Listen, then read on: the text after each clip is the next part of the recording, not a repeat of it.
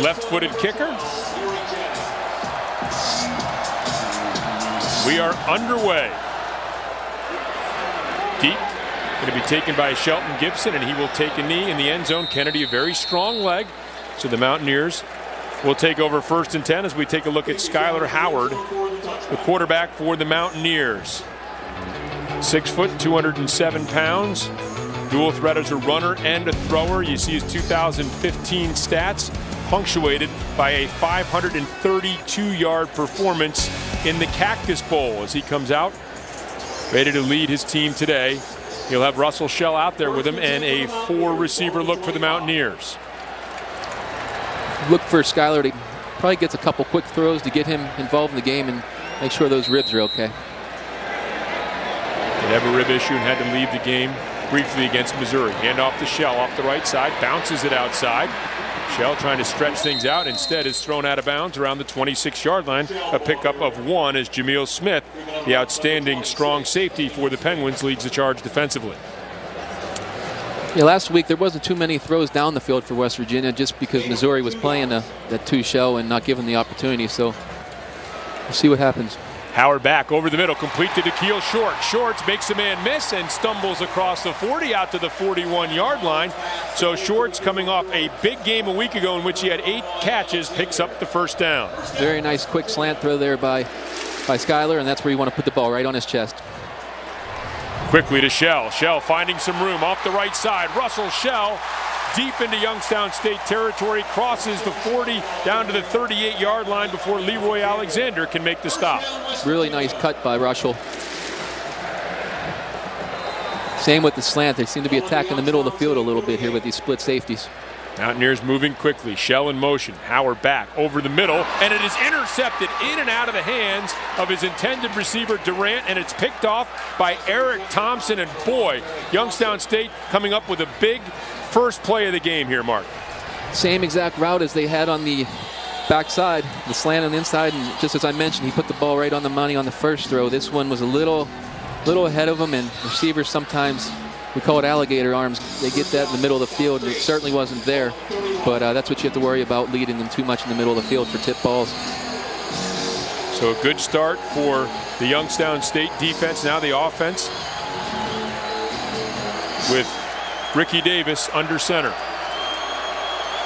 And a drop now back with Ruiz as a sidecar to the left. And he'll keep. Trying to make one man miss, couldn't do it as Crawford came up, Antonio Crawford, to make the stop. And here's a look at Ricky Davis, who beat out Hunter Wells. Hunter Wells started every game last year, a fellow junior.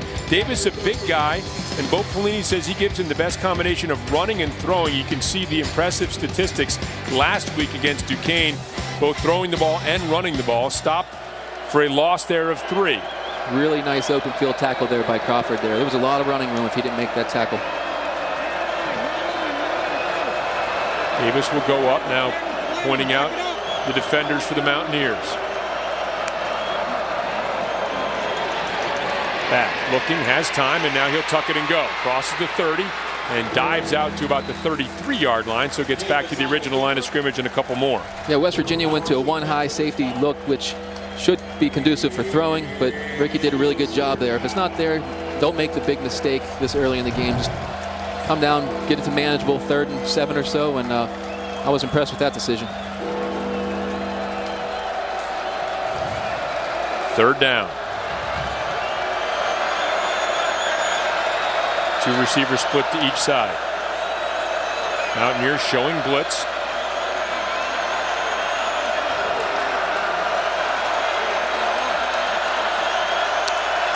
One on the play clock. Davis gets it off. Looks, now tucks it. Davis looking to get to the edge. He's going to get there. Crosses the 40, the 45, out to midfield. 1st down for Youngstown State. Really? And now a late flag coming in as a shove. It looked to me like Darian Townsend may be the culprit here for Youngstown State. Really nice decision again by Davis there, taking it down and running. He got a good set of wheels. That was cover 0, we called it in the NFL, where there's no help safeties. That was all man-to-man. So these receivers have to get open for him, but at the same time, there was no one accountable for the quarterback there since it was cover 0. 17-yard run, but the officials here sorting things out. And you can see the flag getting tossed near the call now.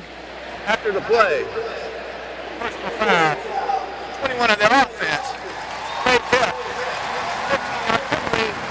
Automatic first down. Just a mistake that kind of demoralized you. Just a great play by the quarterback to get that first down on third down, and to have it come back on just a foolish penalty is just demoralizing. And that was Darian Townsend. By the way, the penalty flag was invented by Dyke Beatty, the original coach at Youngstown State. Back in 1938, the first coached there from 38 to 72, invented the penalty flag. How about that? First and 10. Learned that at Washington University.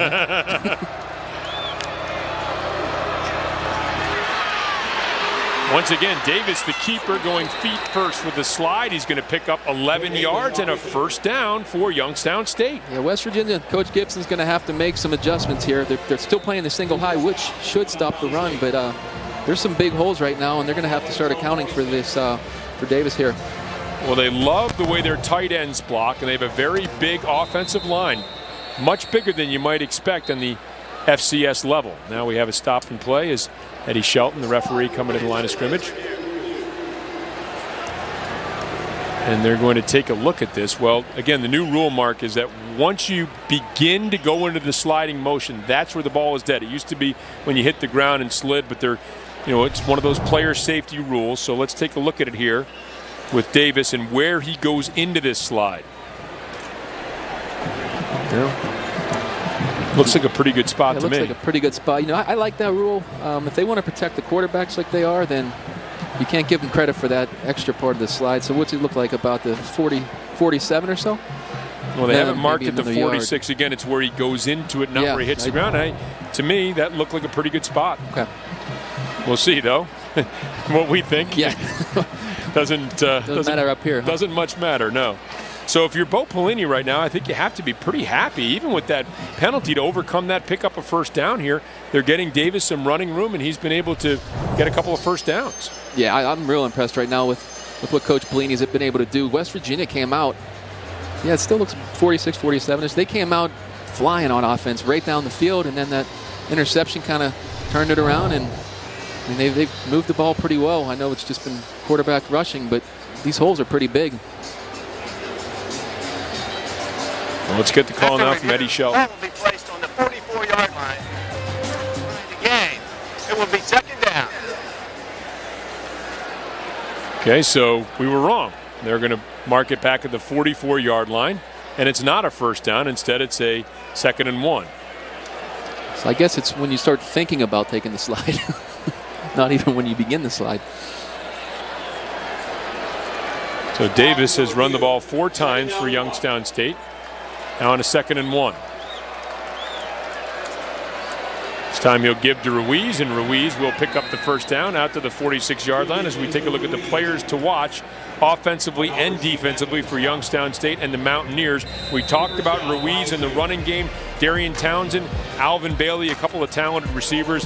Bailey is a Florida transfer, very inexperienced receiving group, and Noble Wachuku and Kaiser White, who had an excellent first game against the Missouri Tigers, part of the White family here at West Virginia. That last play didn't look like much, but you got to hand those balls off inside here and there just to keep West Virginia honest. And a good time to do that. Short gain, you pick up a first down. Fake. Davis back, looking. He'll throw, and over the hands of Bailey, who's hit after the play by Crawford, but incomplete, so it'll bring up a 2nd and 10. Seemed like there was 2 wide receivers for Youngstown State in the same area. If you miss, you got to miss high and wide on the sideline, and not too bad of a throw there. Little bump after the play. The officials decide that's just football. Now trips to the left, receiver to the right. Once again, Davis will come to the line of scrimmage, change the play.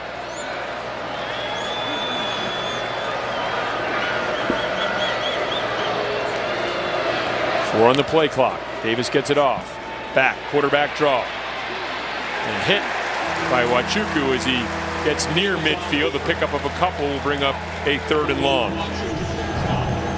Davis switched to play there. That was a design quarterback draw. Still playing a lot of single high. I think Youngstown State will be taking a shot here soon. It's don't want to get in these 3rd and long situations too much if you're Youngstown State. 3rd and 8. Justin Arndt, the linebacker, crowding the line of scrimmage in the middle of the field. Running the play clock down pretty much every play here, trying to speed this game up. Davis looking, throwing, and batted away. Good defensive play by Maurice Fleming, the 5th-year Iowa transfer. And Youngstown State will have to punt. Yeah, West Virginia's DBs are all over Youngstown State's receivers right now. There's just really nowhere to go with the ball right now for Davis. And he's missing where he has to just because a foot behind there, and that's 6 points for West Virginia. So it's not always so bad taking a punt, as I learned from Coach Nealon years ago. Mark Schuler back to punt it away. Banging kick. And it is going to land right at the end line and scoot into the end zone. So West Virginia will have the ball for its 2nd possession after the 60-yard punt. No score at their own 20-yard line. West Virginia's first drive, moving right down the field, and made one little error and gave Youngstown State the ball. Crawford and Shell, the split backs. It's Crawford in motion. Give to Shell off the left side. Russell Shell to the 25, dragged down by Leroy Alexander out at the 28-yard line. Pickup of 8 as we take a look at the players to watch for each team, with the Mountaineers having the ball offensively. DeKeel Shorts, you see the big numbers. Last week, Shelton Gibson, the big play threat on the outside. Derek Rivers, outstanding defensive lineman. He will have to be accounted for in this game. Complete to Kaiser White. I beg your pardon, Kayron White out to the 36-yard line. Karan White with the reception, part of the White family. Kaiser, his brother, playing on defense. Cover 2 Shell there. Skylar Howard with a great job going across his progression and finding the open guy. Here's Shell off the right side, and Shell is taken down after a short gain this time. And that's Avery Moss, Nebraska transfer, and the defensive end after a gain of a couple brings down Shell. Seems like Shell's in the game plan for the early of the first quarter here. We haven't seen too much of Crawford yet. Seems a little quicker this year. Mark, like he's a little better conditioned. Senior year, maybe some urgency as well. There is. You got 6-7 months from now, that draft coming. It gets that urgency going. Crawford now the lone setback.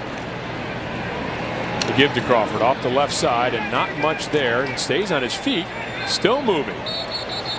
Well, Jamal Crawford, Justin Crawford, a very combative running back as he gets the ball out to the 45-yard line. Dana Holgerson really talking about his leadership skills since he's come in. Now they're going to mark it back at the between the 43 and the 44-yard line. So a gain of 3, and it'll be 3rd and about 5. It's like cover 2 look, and as a coach, you draw it up, and you're supposed to be able to run the ball versus cover 2. So it's got to be a little frustrating for Coach Holgerson. Howard back, pressure, throws out in the flat, incomplete. It was Derek Rivers. We talked about him, the preseason All-American, supplying the pressure. All-time sack leader at Youngstown State, and so West Virginia will have to punt it away. Yeah, Rivers got in there really quick. You can see him. He actually got pushed off by the guard, it looked like, and it's lucky he didn't get a late flag there. But good job by Howard getting rid of the ball and living another day here with the punt.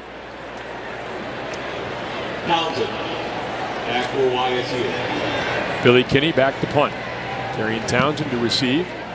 Kinney's punt floating. Will take a very favorable West Virginia bounce and will roll out of bounds near the 10-yard line. So the Penguins still hanging in there. 8:21 remaining in the first quarter, scoreless at Milan Push, West Virginia. Second possession now for Ricky Davis and the Youngstown State Penguins. He'll fake to Ruiz, go over the middle, complete to Shane Kuhn, the tight end. I beg your pardon, that's Kevin Rader who made the grab out over the 25, and another first down for the Youngstown State Penguins. Good throw there by Davis. I'd like that ball down a little bit. The safety here, he came down and bit on the run. That could have went a long, long way if that ball was down a little bit, but nice completion. Just enough to maybe keep that defense a little honest as well. Sure, if that safety starts cheating, you're going to see a lot more of that. It's Rader in motion.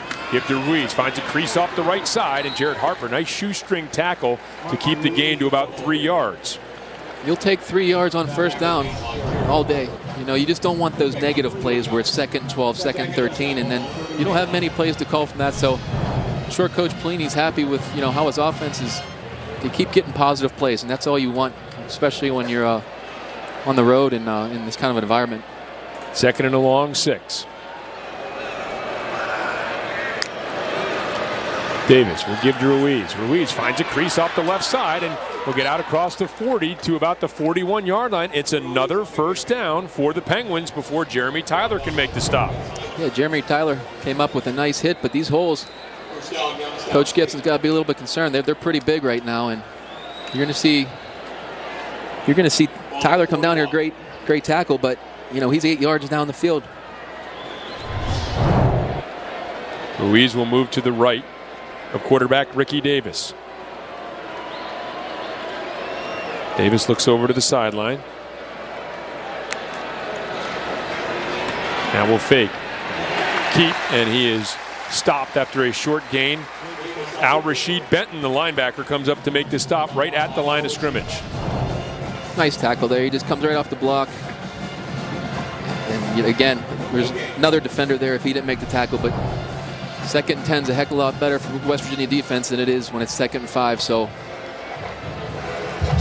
just got to stop these holes from getting so big, and you can't have these running backs 5-6 yards down the field before they're being touched. So good play there. Trips to the left.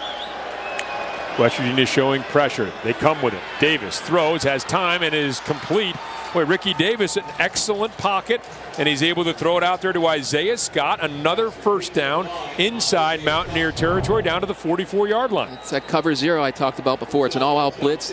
Davis does a great job standing in there because there's one extra guy coming in on that blitz, and it's one-on-one on the back end. So a great throw, great job by Davis. Good job by the receiver getting open. 15-yard pickup, has the ball down to the 44 of the Mountaineers. That's a whistle risky, and a timeout. Risky coverage. I mean, for Coach Gibson, it's got to. You cover 0. I mean, there's no help. He breaks one tackle, it's a touchdown. So he has a lot of confidence in his defensive backs back there to call this defense this many times already. So this play is under review. Here's Scott going up for the ball. It's a little loose at the end. So you can see the signal by Jeremy Tyler. He thought it was incomplete.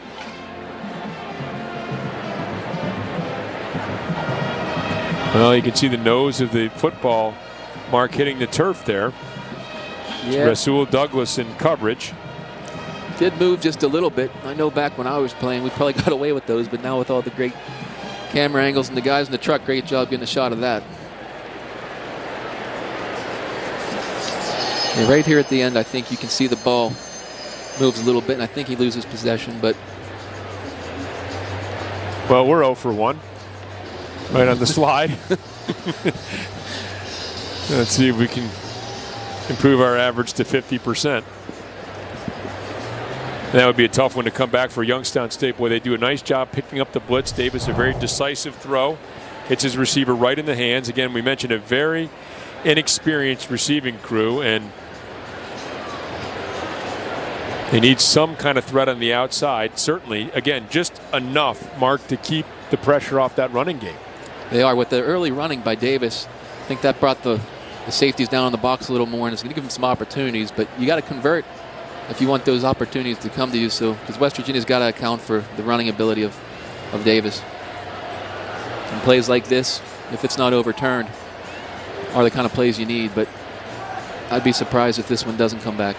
Well, it's interesting, too. You have the incompletion. If it is an incompletion, you have the penalty. Again, after a big gain, 15 yards. Youngstown State's they're doing a couple things here with a potential drop here and a penalty that you don't like to do when you're an underdog. But by and large, it's been a pretty impressive showing early for the Penguins. It has been. Again, guys, great look with this. I do think you see the ball move right there. But the play is there for the future. I mean, Youngstown State coaching staff, they'll look at this and they'll go back to that play. Looks like the officials are walking back.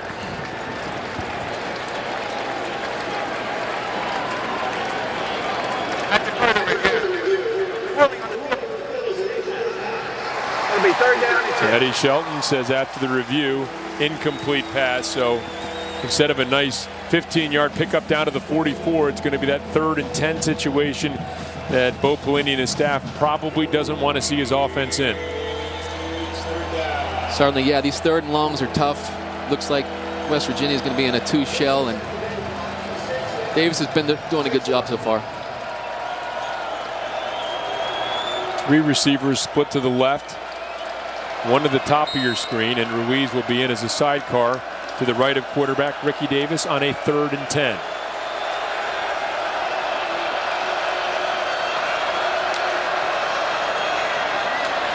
Davis looking, little screen set up and incomplete. Boy, Alvin Bailey was hammered coming across the middle. It's incomplete, and Youngstown State looked like they had a first down deep inside West Virginia territory. Instead, now will be forced to punt it away. Yeah, that was a cover 2-man look, which means man with two in the back, and wow, hit him with the hind. Mark Schuler getting set to boot it away. Gary Jennings back deep. Schuler's last one, a 60-yarder, and he lets go another rocket that lands in the West Virginia end zone, and so will be another touchback, another huge punt by Mark Schuler. So West Virginia will start at their 20, still scoreless in the first quarter. Part of a long coaching tradition. Excellent coaches in Youngstown State history. This is Crawford. Crawford tries to step out of a tackle, can't do it. Nice open field stop by Jameel Smith. Yeah, nice job by Smith there. He came down from the cover 2 position, and it's a 10-yard pursuit and nice open field tackle. Crawford, the National Junior College Player of the Year a year ago. The Mountaineers really like his potential. Now up top, deep, but nobody home. Incomplete, and it'll bring up a 3rd and long. And this is no surprise to Youngstown State. A lot of times FCS teams are just looking to make a decent showing, but Youngstown State's in these games to win. They played Michigan State very tough in 2011. They won at Pitt 31-17 in 2012. After a lopsided loss to Michigan State, they led Illinois into the 4th quarter of that game. The Illini had to rally, and they had a chance to tie the game late against Pitt. So this has been an impressive Youngstown State team as Howard steps out of a would-be sack and completes to White. Big play there by Skylar Howard as Jameel Smith makes the stop. But boy, Howard escaping that sack, Mark, is able to keep this drive alive. That's the kind of plays they've come accustomed to getting from Skylar, and just a great job getting rid of the ball there, and White coming back. So that's the kind of plays that can change a game, the momentum game. Howard keeps, and Howard nowhere to go. Avery Moss drills him. Maybe a half-yard pickup. And, you know, we were talking about those teams that Youngstown State has played. And Pitt the last couple of years in Illinois, those were bowl teams, Mark, not just run-of-the-mill teams that they were playing and beating on one occasion, as you see the tackle here by Moss. Yeah, these are the kind of hits I think you wanted to avoid having Skylar take today, but I don't think anything else is there, so they're trying to. But like you said, Rob, you can see it's very evident this team, they got some athletes. They're a big physical team. Here's the give to Crawford. Crawford finds some room. Crawford off the right side and spun down again. Jameel Smith, another nice open field tackle, but a good pickup out to the 40 for Crawford. Nice open field tackle by Smith. Yeah, he bounces it. As you can see, Youngstown State does have the speed to run them down. A lot of times athletes like that Crawford can get outside and beat guys, but Youngstown State certainly has the speed to run them down. 3rd and 3. Crawford stays in the game. Wellman, the fullback, to the left of Skylar Howard. It's a snap. Gives to Crawford. Crawford will pick up first down yardage. Leans forward out near the 45-yard line. Nice run by Crawford, just north and south. Didn't go sideways. Only needed the 3-4 yards for the first down, and it's the kind of runs that keep drives going and make coaches happy. Really nice cut there. Just head down and get the first down. Jalen Kelly just from up the road in Washington, Pennsylvania, made that stop, went to Washington High School. Crawford 4 rushes now for 15 yards as they're taking a look at Savon Smith. A lot of WPIL players on both sides, as you can imagine, Mark. Coming down, of course, you were a WPIL player yourself, coming down here to West Virginia, and Youngstown being very close. They've got a number of players from Western Pennsylvania. It's tough recruiting up here in Western Pennsylvania with, Youngstown State, West Virginia, Pitt, Penn State, Ohio State. So it's if you score any of these guys, it's a It's a really good job by the recruiter. And Youngstown State, I mean, this isn't just the last 3-4 years. They've been from all the way back when, they were winning national championships every year in the 90s under Tressel. This program's been good for a long, long time. This isn't just a new thing since Coach Pelini got here, but he's certainly keeping the tradition. Bill Narduzzi, great success in the 70s and then in the 80s, and Jim Tressel really taking it to another level. As you mentioned, the 4 national championships throughout the 90s. Now Bo Pelini taking over, big name coach as well. First down at the 45. Give to Crawford. Crawford looking to get to the edge and spins off a couple tackles. Moss is able to make the stop. And not a lot of room there. Again, you have to run these plays, though, to set up the long passes, because these safeties are starting to cheat down a little bit, and that's why they're stopping the run. But this will set up a shot, I believe, pretty soon. Maybe this is that shot. Going to go deep down the right sideline for White, who makes the over-the-shoulder grab and gets into the end zone for the score. I wasn't on the headset, but I saw it coming. You can't just take 2-3 yards so many times. They were definitely setting something up, and just a great play design, great throw, great catch by White. 53 yards from Howard to White. Yeah, just the throw. You want to keep it on the outside shoulder. He's double covered, and he puts it in the best place you could possibly put it, right on the outside of the numbers. Starting to look a lot like his brother, isn't he? Kieran White, yeah, Kevin White, obviously in the NFL, a first-round draft choice for the Bears. And Mike Molina on to try the extra point.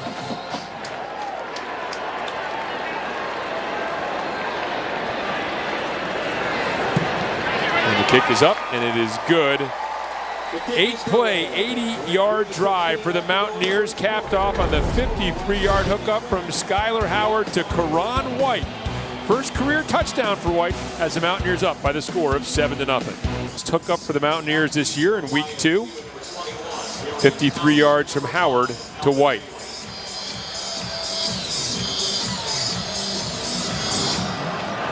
Here's the kickoff by Molina. It's going to be taken by Darian Townsend. Townsend at his 3 to the 15, trying to get to the edge. Now we'll cut back and find a little room. And he's slung out of bounds near the 30-yard line. As we take a look at this, Mark, you called the shot. What are you seeing here? You're going to go with the play fake to try to get the safeties to come down. So the top safety does come down a little bit. And Jamil Smith down here, the safety, actually did a pretty good job of not freezing too bad, but White just ran by, and that's just, long strides, a perfect throw, and just an athlete on an athlete. So I honestly thought Jamil Smith didn't do too bad of a job, but he's got to get a little deeper. But that's why they've been cheating up, trying to stop the run. And now Youngstown State will try to reestablish their offense. It's been pretty good. They've made a couple of mistakes, a penalty and a drop pass on their first couple of drives. Davis will give to Tevin McCaster, who's checked in. McCaster will cross the 30 out to the 31-yard line. McCaster from Newcastle, Pennsylvania. Adam Schuler, the fine-looking redshirt freshman, makes the stop for the Mountaineers. Again, not bad. It's a positive play. Get yourself in a second and manageable situation. And they've been pretty effective today, getting themselves in 3rd and shorts and getting first down. So, all in all, not a bad first down. 2 tight end look. Davis looks over. Now doesn't know what he wants to do here. He's able to hustle up to the line of scrimmage with just 3 on the play clock and just does get it off. Now the option to McCaster. And McCaster out to the 35-yard line, flagged down behind the play. Xavier Preston on the stop. Just an option read off the end, and Dave's did a great job pitching it out, but the pursuit, Coach Gibson's defense was there quick. So, but still, they're in the 3rd manageable, 3rd and 3, 3rd and 4. So the flag picked up, no call on the play.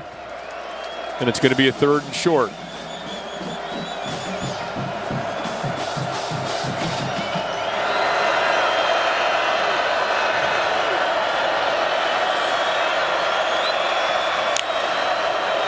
Davis back, steps up, throws, intercepted. Picked off. There's a penalty flag down. Rasul Douglas on the return. Douglas down to the 28-yard line. Another flag comes flying in. So 2 flags. Right now it's an interception by Rasul Douglas. But let's see if this is going to stand up. I got a look here. Steps into it, nice step in, just led him too far. I don't know if the defender hooked or if there was a little push before we could see it, but you got to get the ball down. Again, that's that one-on-one coverage Coach Gibson's been going to a lot today, and I said a lot of responsibility on the defensive backs, but they've been up to the challenge so far. Intended for Damon Patterson. And so the penalty is going to be on West Virginia defensively. It's going to be an automatic first down for the Youngstown State Penguins.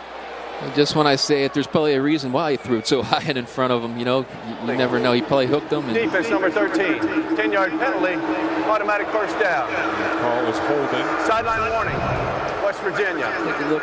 This is He's their up top. first. Yeah, coming off the ball, just put his hands around his neck, and you work all week on, and it's all timing. So when a defender puts his hands on you like that and breaks up the timing, the throws, they are going to be off. So I take that back. It was a terrific catch by Douglas, wasn't it? It was. Usually you put your worst guys with the hands on defense, and that's why they're on defense. But I think he could probably play on the good guy's side. That's the old expression that the best athletes on the field play cornerback, and if they could catch, they'd be playing wide receiver, right? Exactly. No disrespect meant. That's not an original statement. So a first down for the Penguins at the 45-yard line. Davis back, looking. Going to throw, has a man out there. It's complete. And that is going to be enough for a first down as Robert Bird makes the catch for Youngstown State. Nice route. This was just a simple slant and go with a stop. So I don't know if that's built in. They can read that if the cornerback's over the top so much. But regardless, great throw and a nice route. And what we expected, sort of max protect look, just one receiver out there making sure they can protect quarterback Ricky Davis, and he's able to hook up with that receiver for the first down. Putting a lot of responsibilities on these DBs. Hand off left side.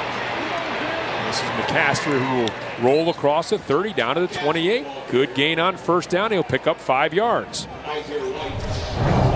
Seems like they've gone to this play a ton already, and nice seal by the fullback and just bounced it for 5-6 yards. Take that all day. And Kaiser White comes up to make the stop, but a nice gain on first down for Youngstown State. Again, deliberate to the line of scrimmage, in no hurry to get the ball snapped.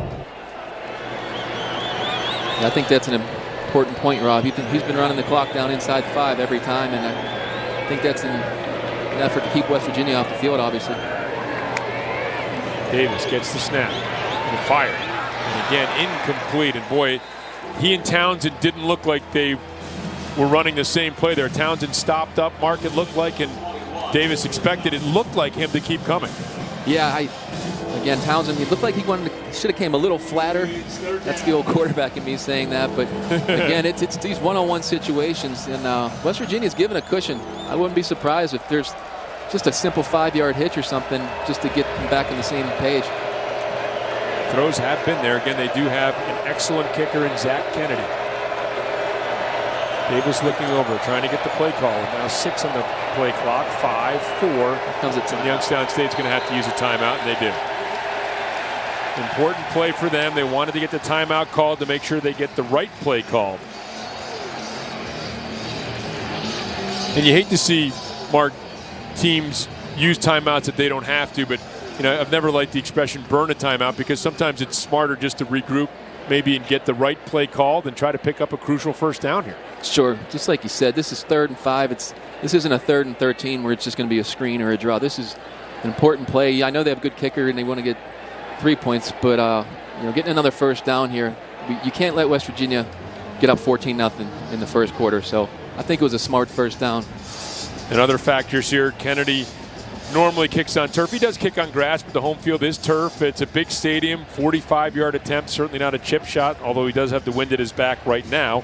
Here's a look at the series history. The only time they met was in the very first year of Youngstown State football back in 1938, a 27-6 West Virginia victory. I'm not sure we can glean much from that. Yeah, I don't know if the forward pass was invented yet. But you and I were talking about that. It's kind of surprising, Mark, that you would think they would have played more because of just the proximities of the schools over the years.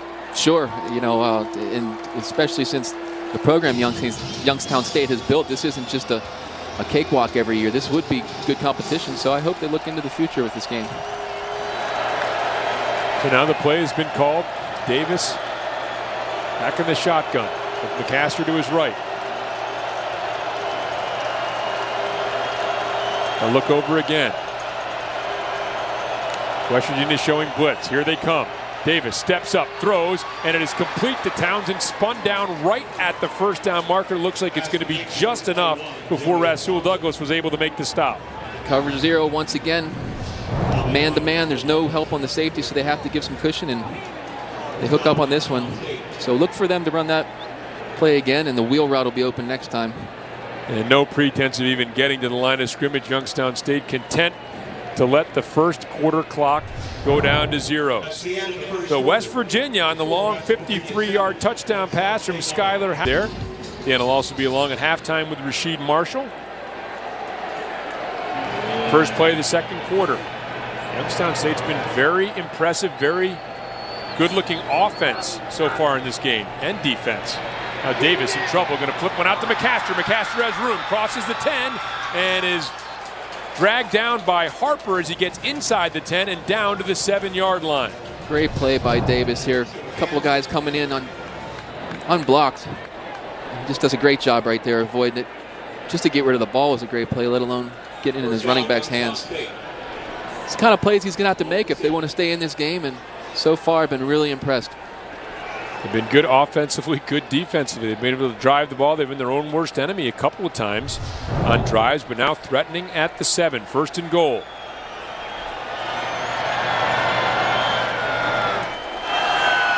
Davis will keep. Davis has room. Davis hurdles a man. Blasted as he gets down to the 1-yard line. But a nice gain as Jeremy Tyler comes up to make the big hit. Here comes Davis on the outside. I thought if he stayed outside it was a touchdown, but bam, hit him with a hind. 1-yard line. It did look like it was there to the corner, but Davis showing no ill effects, bounces right up, the ball at the 1. Second and goal. Give to Ruiz. Ruiz off the left side, spins, and Ruiz is in for the touchdown. An impressive drive by Youngstown State and a chance to tie with an extra point. Yeah, we go back to that timeout they called on that crucial third down. How important was that now? But a great run here by Ruiz. Stopped at the 1 and just spins out. All he needed was a yard, so knew the situation. Yeah, nice penetration there by West Virginia, but just an even better run. But again, Rob, that timeout, I think that was such a good call back on that 3rd and 5. Able to keep that drive alive. Now Zach Kennedy with a chance to tie it. Kick is up, and that kick by the all-conference kicker Zach Kennedy is good. So Youngstown State comes into Morgantown. They answer the Mountaineers' long touchdown one with a long touchdown drive capped off by the Ruiz 1-yard run to tie the game at 7. Back to Morgantown, West Virginia, where Youngstown State and West Virginia are tied at 7. And if you follow country music, you are certainly familiar with Brad Paisley and his love of college football. The Glendale, West Virginia native held a free concert last night on the College of Law Hill as part of his Country Nation College Tour. Despite early rain, thousands were in attendance to welcome him home. He wore his trademark number 15 West Virginia jersey, which signifies the year that the college tour began. Guys? Meg, thanks very much. As Gary Jennings settles under the ball inside the 5. And Jennings will get out to the 23-yard line, which is where West Virginia will take over on offense following the 9-play, 72-yard drive by Youngstown State. Began in the first quarter, ended in the second, took up 4 minutes and 21 seconds, and resulted in a game-tying touchdown. Not only that, more importantly, I think the time of possession here with the way Youngstown State's methodically going down the field and keeping West Virginia's offense on the sideline, that was the game plan, and I think they're going flawlessly right now with what the goal was coming into this game. Russell Shell checks back in, the running back position. And they'll get the handoff off the right side. Armin Delevade chasing him down from behind will stop him, but not until Shell picks up 5. Good blocking on the right side of that offensive line. Orlovsky, the center. You have Bosch, Lazard over there. Able to get a nice line surge and a pick up of 5.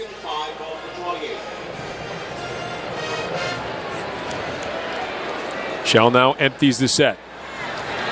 Howard looking, floats over the middle, complete to Shorts, banged right at midfield, but hangs on and picks up the first down for the Mountaineers as Smith came over to make the stop. Great throw by Howard, great catch by Shorts. Right down the middle of the field, you'll see the cover 2 look. That's where the soft spot is, and great job holding on to the ball there. 22-yard pickup. Hand off to Shell. Shell straight up the middle. Give us to Shell. And West Virginia want to keep this pace going. I know we mentioned the heat earlier. It's got to be 120, 130 down there, and you'll start to see some hands on hips. And West Virginia certainly rested from that last drive. So huddling up here. Sometimes you worry about getting too impatient and too fast, Mark, right? Because, boy, if you go 3 and out, and obviously they're not doing that here, that's the last thing you want to do. Here's the reverse. Durant. Well defended, but he steps inside Delevade and is able to pick up a few. Looked like that might be a loss on the play, but Durant able to turn it into a short gain. Jamar Pinnock makes the stop. Yeah, great run by Durant. You're looking for a home run, but again, you don't want to start out, 3rd and 11 here, and he to get 7 yards there is a heck of a job, and that's just the kind of athletes that the West Virginia likes to go and recruit that is tougher for some other smaller schools like Youngstown State to get. So good job just getting those 7 yards. 3rd and 3.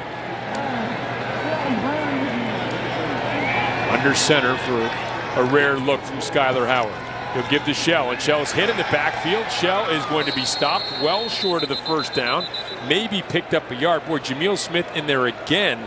He's been all over the field for Youngstown State. This is going to be a 4th down. Yeah, they brought an extra defender off the slot.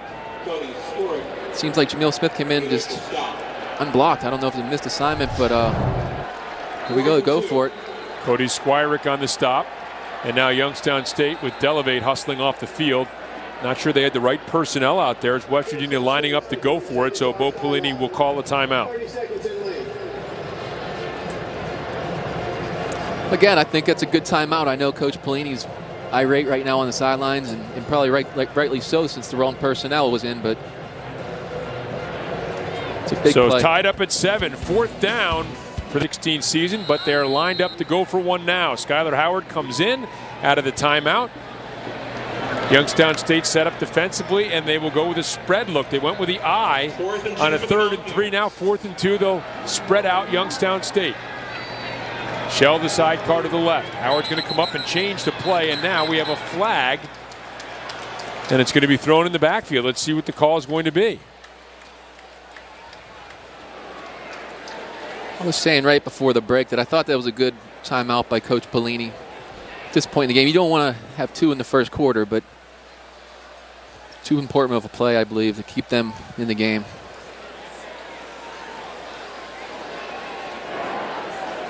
Take a look at both coaches now. An important call here. Let's see what it's going to be. False start. Number 7 of the offense. 5-yard that makes the decision false start. Wow.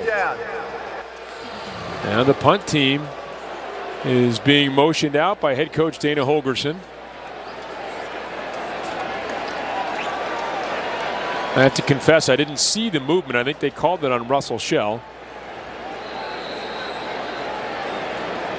Billy Kinney will be punting it away. Darian Tomlinson, back to the Penguins.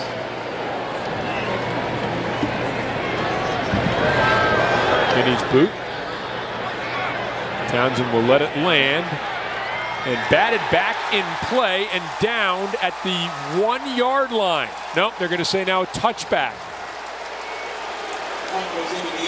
So a late call on the touchback as we take a look at Youngstown State's defense, and they've done, Mark, a very, very good job. They have. That's a good break there. That was a great play. And Coach Holgerson, he's on the field here. You better watch. Real nice open field tackling so far from Youngstown State. They're swarming to the ball, and They had the speed to match up. That was one thing I was worried about. I didn't think the speed would match up with West Virginia coming in, but I've been really impressed with how fast laterally they are. Well, West Virginia is going to come up, and if they count X amount of players in the box, they're going to run the football, and we're seeing a lot of 4-1, 4-2 looks. West Virginia should be able to run the ball, Mark, against that look, shouldn't they? You should. I mean, when you see the two shell look, you run the ball. When you see one high, you throw it. And been these big holes for Youngstown State.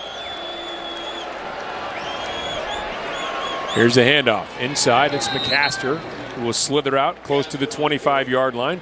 Looks like they're going to mark him down across the 24, 4-yard gain before Al-Rashid Benton can make the stop. And again, as you pointed out, 4 yards. They're delighted with that on first down. Sure. When you have the single high, like I just mentioned, they have an extra guy down there. The safety comes down, and if you're not making the tackle after 4 yards, it's 2nd and 6. Youngstown State will take that all day. Davis. We'll give to McCaster. This time, just a short gain over the 25 to the 26. Another 3rd and medium range here. They've been pretty good so far today, executing these, and this is when the pressure's been coming. So curious to see if West Virginia will bring that pressure, or maybe fake the pressure and try to bait them into a bad throw. That was Howard on the stop. He'll stay in the nickel look.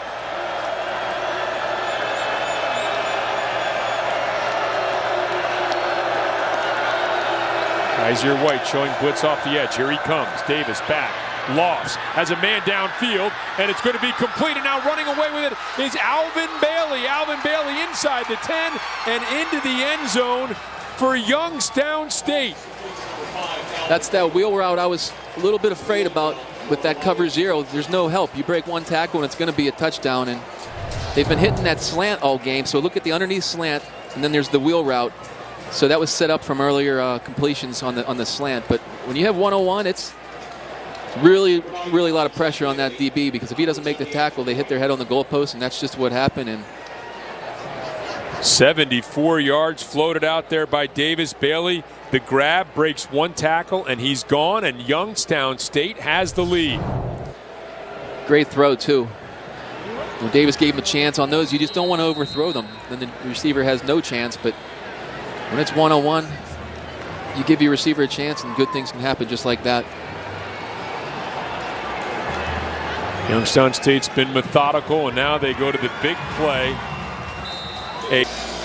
FCS upsets over FBS schools. We mentioned Youngstown State already. They defeated Pitt back in 2012. Appalachian State in one of the more noteworthy upsets at Michigan, 34-32. The James Madison Dukes over Virginia. You saw the rest of the list there as well. And Youngstown State, and this has not been flukish, a career-long touchdown pass for Davis. But other than that, Mark, they've been able to come in, execute their game plan offensively and defensively. Sure. I mean, other than the one turnover, that's, like you said, it hasn't been flukish. This is just executing the game plan.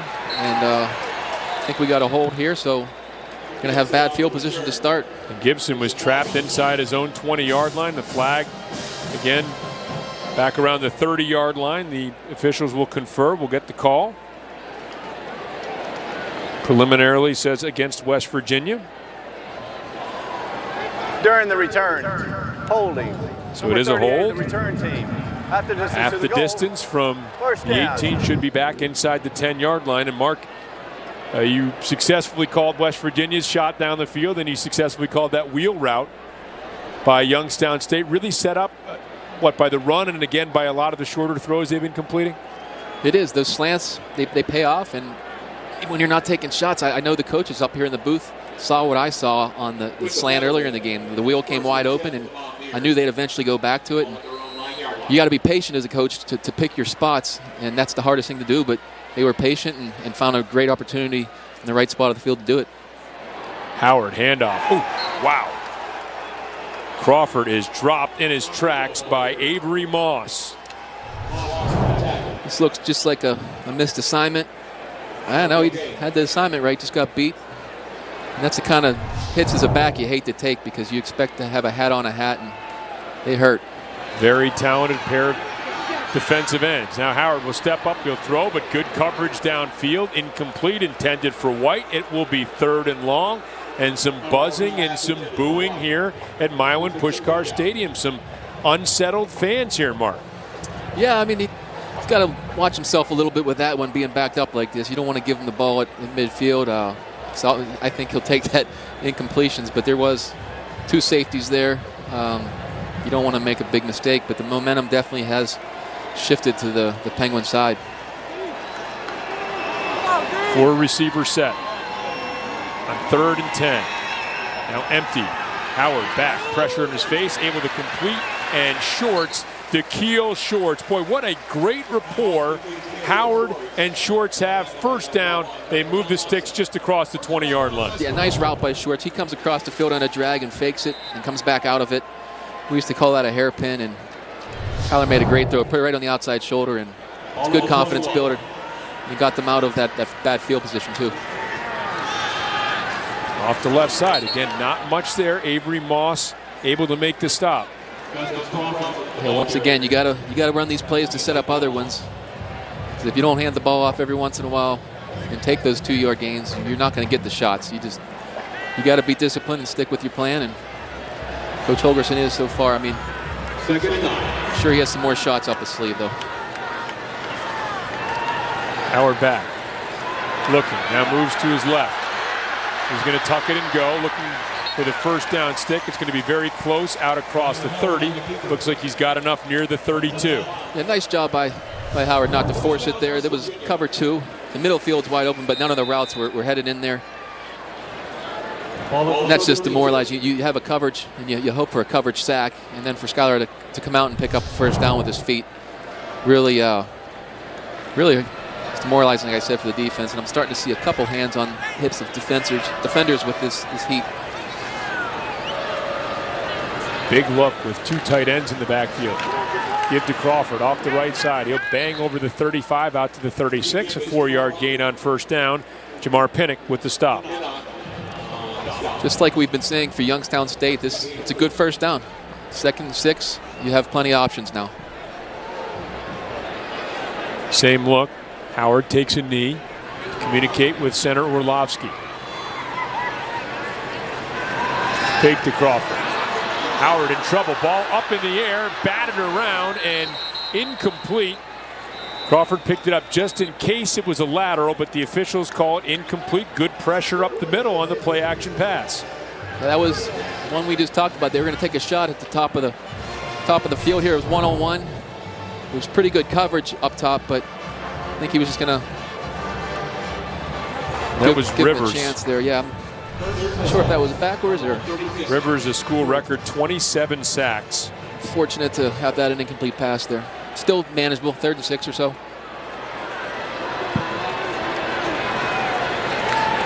Howard back.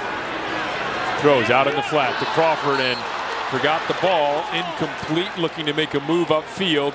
And it'll be another punting situation for the Mountaineers. I mean, we all know what happened there. There's no reason to beat up on Crawford. It's just, he turned his head to make a play before he caught the ball, and defender's on his way, so you can understand he was going to have to make someone miss to get that first down. Back for Youngstown State, Darian Townsend. Townsend back deep. Kinney to punt it away for West Virginia. Oh, he hammers one. Townsend back inside his 10. Makes one man miss. Now has a seam. Crosses the 20, the 25. Spins out to the 28-yard line before Wellman can make the stop. Good return by Darian Townsend. So Youngstown. Motion at the top of your screen. Fake to Ruiz. Davis rolls out. Will go into the flat. Complete to his tight end Shane Kuhn. And Kuhn will get out to about the 33-yard line. So good gain on first down. Nice safe play, Mark, and they pick up 6. That's been their game plan all day. I think it's been it's one of those deals you talk about in the coach's room, and you want to get first downs and keep West Virginia off the field, and it's gone really well so far.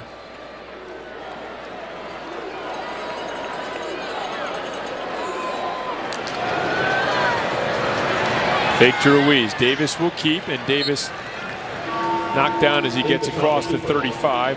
Rasul Douglas into the stop. Just that read option they've been running all game, and they're getting 3rd and 1. And Rob, I think it's just these manageable situations they've been able to convert has really been the key today for them to move these chains and hold the ball so long. they're not in 3rd and long often. It just seems like every time it's 3rd and 1, 3rd and 2, or 3rd and 5. And they are 3 for 3 on 3rd down.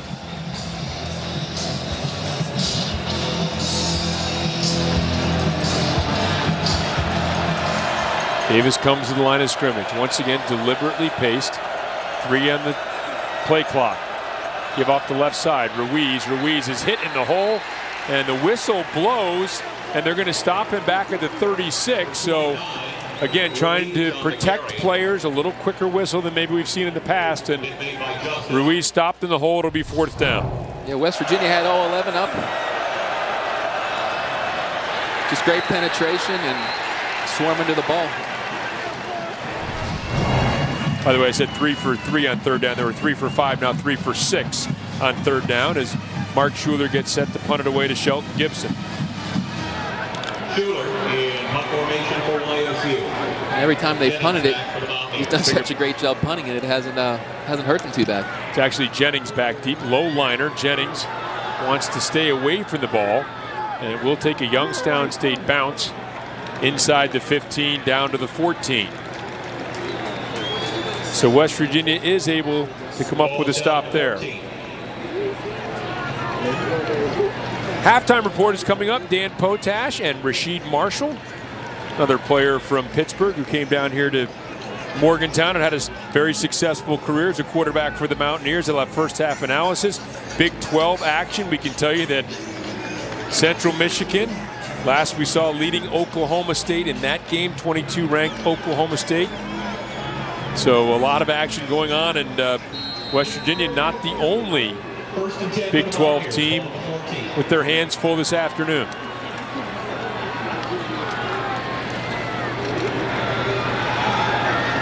Off the left side, it's Shell, and again, give credit to Rivers and Squirick and Smith and Moss. Those guys up front for Youngstown State have been very stout. They have been. There's just been no chunk plays. You want to get chunk plays with these runs every once in a while, but they've done a good job avoiding those. You know, when I go back to Skyler, you don't know these ribs, how much they could be bothering him. And, you know, watching games, I see him run a lot more. And today it just seems like he's given the ball more than that read, and it could be a rib issue. Squirick to stop from Indiana, PA. Mentioned Western Pennsylvania players here.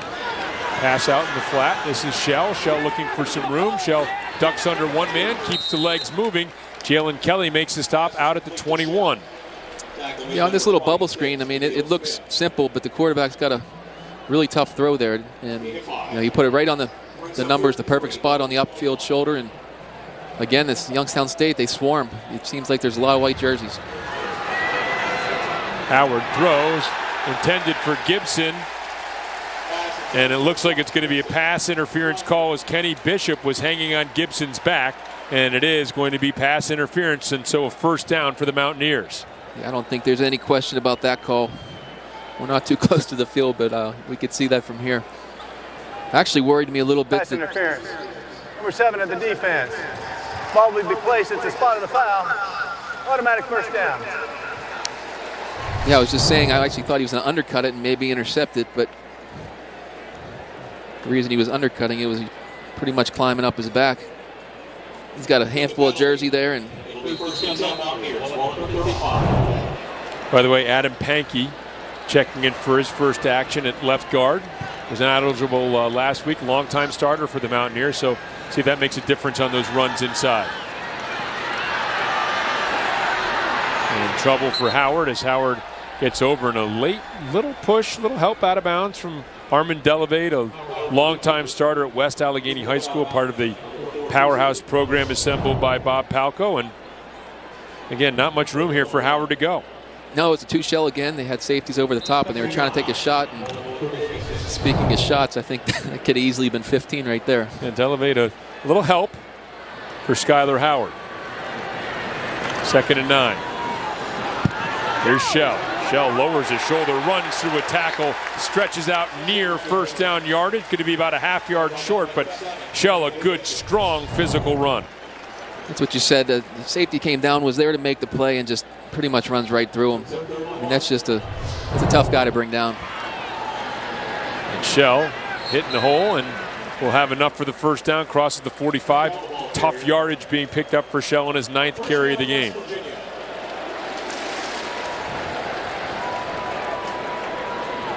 Shell will take a breather, and Justin Crawford checks in.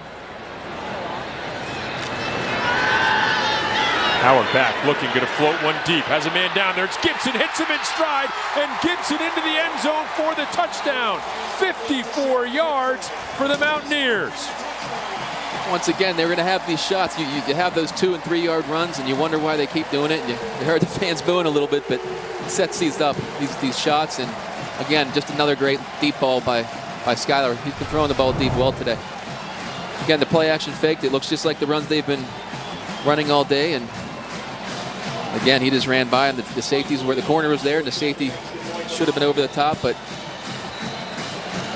just watch this ball where it lands. You couldn't ask for a better spot as a receiver, and just a great route by Gibson, and his speed, I think you could see it right there. Molina now on for the extra point. It is up, it is good, and it is tied with 3:15 remaining here in the first half. 6 plays, 86 yards, 54 yards for the score. So right there, just that little fake. You never know. It just holds the safety just for that half a second, and that's all it takes when you have a guy as fast as Gibson. The safeties, they don't have to run up to 5 yards from the line. Just the fact that they didn't get back to their position is just enough when you put that ball in his belly. Gibson averaging 21 yards per catch over the course of his career, has been a big playmaker for the Mountaineers, and Dana Holgerson has to be happy with that. 54 yards from his quarterback, Howard, to his big playmaking receiver, Gibson, and we are tied at 14 with 3:15 remaining here in the first half. Mike Molina kicking off for the Mountaineers. Back for Youngstown State, number 21, Darian Thompson, and number 5,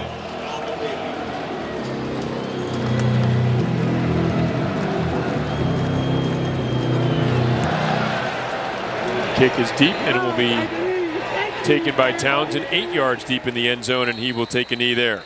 I think this is an important drive for Youngstown State, just to keep the chains moving, at least get a couple first downs, and don't let the field position get out of hand right here, because if they go 3 and out and West Virginia gets the ball back, and the momentum can switch and really, really fast. So I think it's key if they can get at least 1 or 2 first downs right here. I don't know if coaches think about this or players think about this, but I know fans start thinking about, well, who gets the ball first in the second half? That would be Youngstown State. So from their perspective, if you can keep this thing tied going into halftime, get the ball first in the second half, feel like you can get some momentum going after the break. So you get 1 or 2 first downs, then you're thinking, okay, let's go score. But again, no negative plays. Don't get in 3rd and long. Give to Ruiz. Ruiz off the right side is hit. Jared Harper and Noble Wachuku on the stop defensively for the Mountaineers. Wachuku with the stop.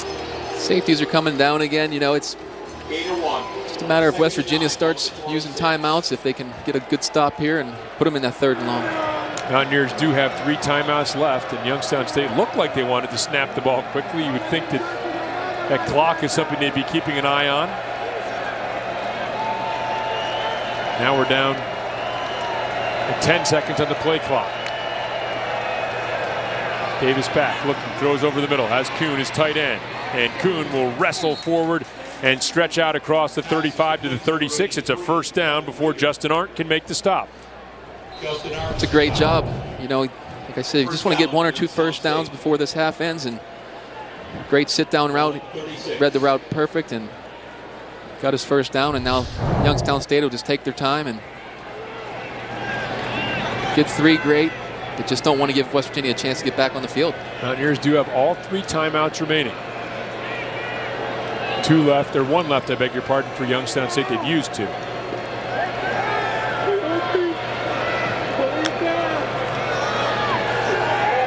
Davis looking, throwing, and too tall for Rader, his intended receiver, out in the flat. Mentioned the Western Pennsylvania players. He's from Pine Richland High School. It's one of those ones that looks like a terrible throw to tie, but when you're throwing it that late to the flat, it's better to be safe than sorry. And he was throwing it all the way across the field, and I think just not throwing to the flat late's one of the rules you're taught early on as a quarterback. And we used to see a lot more of those when they had the big crown in the field here at West Virginia. You certainly did. It looks a lot better now being level. Snap over the head of Davis. Davis able to pick it up. Davis trying to get to the edge. He's going to get there. Now makes another man miss. It gets close to the original line of scrimmage. Stays in bounds as well. Clock continuing to move. But wow, that was nearly disastrous for the Penguins. Just a great play by Davis to get that ball back. You know, he had no chance of catching that. Just to, you know, when things are going good, they're going good, and going well. He got a fortunate bounce there. And like you said, that could have changed this game in a hurry. Sean Walters and Christian Brown on the stop. Under a minute 20 left. 3rd and 13.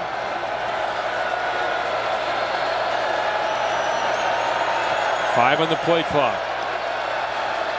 Davis milking every moment of it. Now back. Design quarterback draw. In trouble. He was bottled up by Schuler and brought down by Brown. And now West Virginia wants a timeout with 1 minute remaining here in the second quarter of play. Yeah, I didn't suspect anything crazy out of them on that long third down. That's what I've been saying. You don't want to be in the third and long situation. But hey, they got a first down. They ran a good portion of the clock off. If West Virginia goes down in 1 minute and scores, good for them. But I think the offense at Youngstown State did their job there.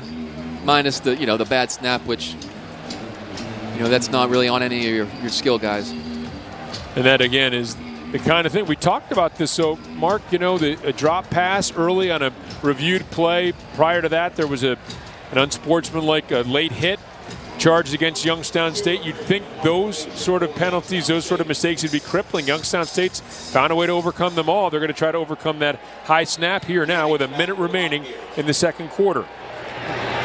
Mark Schuler, Rugger-style kick. And it does not take a good roll for Youngstown State. Will be down at the 35-yard line with 51 seconds remaining for West Virginia. Yeah, West Virginia brought the house there. I think they brought 10 guys rushing the punter there, and those first few punts really boomed, but he did a good job just getting that punt off. That was his number one goal there, just get the punt off with West Virginia coming to block it there.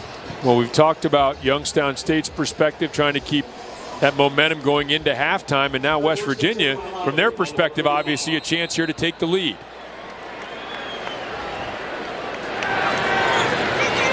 Shell empties out the look. Howard back in trouble, being chased, going to throw, and wisely throwing over the head. He talked about those late throws in the flat over the head of Shell, with Rivers closing, David Rivers closing very quickly. Well, there's all kinds of rules for coaches. There's no late throws in the flat. There's no late throws across your body. There's no late throws down the middle. So it's pretty much, if you throw it late, throw it safe, because there's no good place late to throw the ball unless you're going to your check down. Again, mentioned David Rivers, the cornerback. Derek Rivers, the fine defensive end for Youngstown State. Howard back, looking, throwing, and nearly intercepted. That was Leroy Alexander who came up. I beg your pardon, Kenny Bishop, who came up to make the pass break up. He really sat on that. He got a good jump, and great play. He's got to watch himself doing that, though. That ball gets through, that could be 6 points in a hurry, especially this late in the half. You don't want to do anything too risky as a corner. 41 seconds remaining, 3rd and 10. West Virginia 4 of 7 on third down. Howard back, looking, throwing over the middle, complete, and inside Penguins territory with the reception is Tequil Shorts as Leroy Alexander makes the stop. Mountaineers quickly to the line of scrimmage. Cover 2, that's where the soft spot is, right in the middle of the field. Move that Mike linebacker, and there's a huge hole. Clock moving. Howard back, looking, stepping up, doesn't see anybody. Now rolling out to his right, will throw and will complete, and it's Shorts again down to the 30-yard line with 20 seconds remaining here in this first half. Great job by Howard extending the play here. There was really no one open. He just bought about 4 or 5 extra seconds, and great job by Shorts coming back to the ball.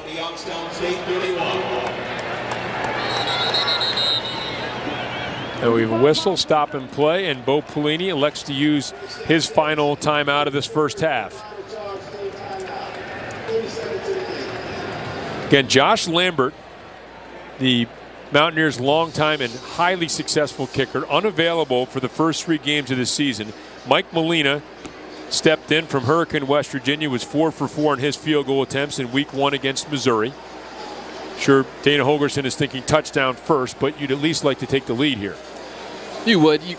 You'd suspect Youngstown State's going to stay in their cover 2 shell. So if anything happens, it's going to be in the middle of the field. The corners will be protected if they stay in the 2, and that's what I would suspect. So, Youngstown State probably just wants to hold them to field goal. And with West Virginia, with the 2 timeouts, they could still even run the ball.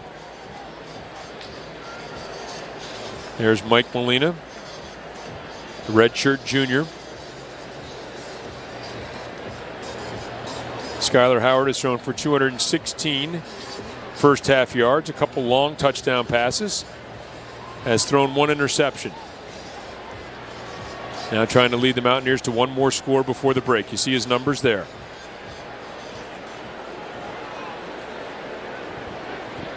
First and 10 at the 31-yard line. If they go no further, it would be a 48-yard attempt for Molina. Youngstown State showing some pressure. Now Rivers jumps off sides. They'll throw it out in the flat to Gibson. Gibson to the 25-yard line, stutter steps, and now he's going to be whistled down at the 19-yard line. Thompson with the stop flag back at the 31. You have to think that's where Rivers jumped off sides. Yeah, Offsides. Number 11 of the defense lined up in the neutral zone. That penalty is declined. The result of the play, first down. that's a shame they had the bubble screen on there, because as a quarterback, I used to love knowing when they were offsides, because you knew there was a guy for a shot and you could throw it and not worry about the interception. And unfortunately, they had a screen on. Here's Kennedy McCoy, the freshman, and McCoy will get down to the 12-yard line. 5 seconds remaining, and the Mountaineers are able to use their second timeout to set up the field goal attempt for Mike Molina. 8 of 6. West Virginia taking their second. 2-hour team timeout. 37. Good job by West Virginia. It's coming down and getting points. They gave up the 1 first down to Youngstown State right here, but they getting the ball and a big pass down the middle, and Skylar buying time. So I wouldn't be too upset if I'm Coach Holgerson getting this 3 points right here before the half. I mean, it's been a tough half if you're thinking about West Virginia was going to blow them out. So getting the lead is positive. Been a good game for sure. Now back to action. Here's Molina lining things up. Will be a 30-yard field goal attempt. Give the Mountaineers a lead. Boot by Molina is up, and the boot is no good. Wide left on the final play of the first half, so the Mountaineers don't grab that lead and the momentum going into the halftime break. Instead, it is 14-14. The Penguins have come into Milan Puskar Stadium and played West Virginia tough. That is not a fluky score. There's nothing strange that happened. Just good football by Youngstown State. And a tie 14-14 going into the break. So we head downstairs where Meg Bolger is being joined by Dana Holgerson. Thanks, Rob. Coach, able to come up with some big plays defensively late in the second. What adjustments, if any, do you need to make defensively? Well, yeah, we're not doing very good on third down. It's not as good as that we've been, but we're not surprised that this is a close game. Youngstown's a good team. They were going to shorten it. They were going to make a few plays. We just don't need to panic, regroup, and come out and play the second half. All right, thanks, Coach. Good luck in a second. Rob? Meg, thanks very much. 9-win team a year ago. And I think they're proving that today. Their team speed is a lot better than I thought it would be. And like I said, they just keep doing what they're doing, and they got a good game plan. Stick with it. Molina through the end zone, so the ball will be spotted at the 25-yard line. That is where the Penguins will take over. Molina getting some congratulations, and now Youngstown State going to see if they can keep up what they were able to do in the first half. Good mix of pass and run, able to drain a lot of clock, able to move the ball. Again, they had some other drives that were stalled by some of their own mistakes. A 15-yard penalty on a late hit, a drop pass on what would have been a first down in West Virginia territory. So the Penguins, they haven't even played perfect football, and here they are tied up 14-14 at the half. Keep getting these first downs, and moving those chains, keep that clock rolling. First play of the second half now. Davis will throw, and complete or incomplete? They're going to say incomplete, intended for Scott with Crawford in coverage. Putting the ball right in the belly of the back and back to that slant with one-on-one coverage, and the defender was right there on his back, so that was a good defensive play with tough catch. Youngstown State replacing virtually all of their wide receivers from a year ago. That had a lot of speed outside, not as much speed this year. Still an unproven core of receivers. 2nd and 10.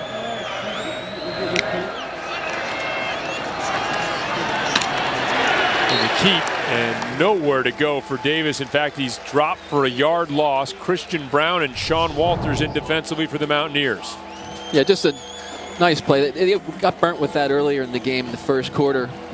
And, Davis was making a living doing that. And so Coach Gibson did a good job. They made some adjustments. And, again, situation 3rd and long. This is not ideal for Youngstown State. They've been going with maximum protection looks for the most part, but now spreading things out with 4 receivers. West Virginia showing blitz, now backing off. 3 men come. Davis back over the middle, complete, first down. And across the 45 out to the 46 is Isaiah Scott for that first down for the Penguins. Really nice route by Scott. That was the cover zero. They were running a lot in the first half, and this time they fake it. So Davis does a great job going through his progression. Nice route, perfect throw. 21-yard pickup for Scott, the 6'3", 205-pounder from Hubbard, Ohio.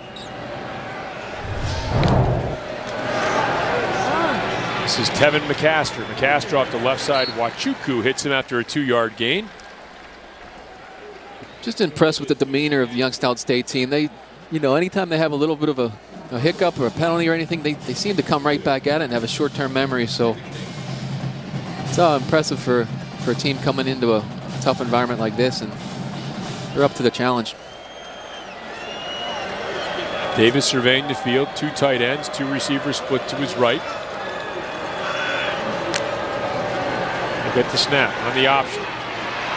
Pitch out. Flag coming in behind the play as Ruiz gets across midfield down to the 47. Let's see what the flag is going to be. It came from way in the back. I'm not sure. I saw a cut block on the slot receiver. I don't think that was the call. There is no foul on the play. 3rd down. They ran the option. The slot receiver put a heck of a cut block on the defender. And so 3rd and 3 now, Mark, is again, you talk about getting into those manageable situations. They just completed or converted the 3rd and 10. They don't want to do that too often. Now 3rd and 3. No, they've seemed to have gone to the slant route a lot on these 3rd and 3 situations, and let's see if Coach Gibson's going to bring the house again. Mountaineers do bring pressure. Lofted. Receiver out there, but good coverage. Maurice Fleming running stride for stride. That was intended for Stephon Derrick. It's incomplete, and you would think here for Youngstown State punting situation, they will bring the punt team out. Yeah, like you said, really good coverage by Fleming. That was back to that man-to-man coverage, and you know what? I know they're punting, but I like the aggressive call. It was the one-on-one situation and just a little overthrown, and that's, I mentioned in the first half, that's what you want to do. You want to give your receiver a chance. So I think Davis would like to have that one back, but I like the aggressive play call there. Schuler to punt. Gary Jennings back for West Virginia. Schuler, a low liner, caught by Jennings, hit right in his tracks and dropped at the 16-yard line. That is where West Virginia will have the ball. Their opening possession of the second half, tied at 14 in Morgantown. Get the stop. They will take over at their own 14-yard line. Russell Shell behind quarterback Skyler Howard. The give to Shell off the right side. Shell finds a crease. Shell bangs forward out to the 25-yard line, and it looks like enough for a first down. Great run there by Shell. He's running with a mission today. Just like how at the end of this run, how he finishes. The safeties don't want to come up and tackle him if he keeps finishing like that. Shell 5'10", 220-pounder. Flag on the play. Crossing pattern is complete, enough for a first down pending the penalty as Tequil Shorts is brought down by Eric Thompson. Let's see what the call is going to be. Nice throw there by Skylar. Illegal formation. 5 men in the backfield offense. 5-yard penalty. Replay first down. That's one of those penalties that drive you nuts. There's 1, 2, 3, 4, 5. Yeah. It really has no bearing on the play, but. Did they have Lazard as being lined up in the backfield? Was that the call there, the right tackle? Either way, fourth penalty for 29 yards for the Mountaineers. That's drive coaches nuts with those kind of penalties.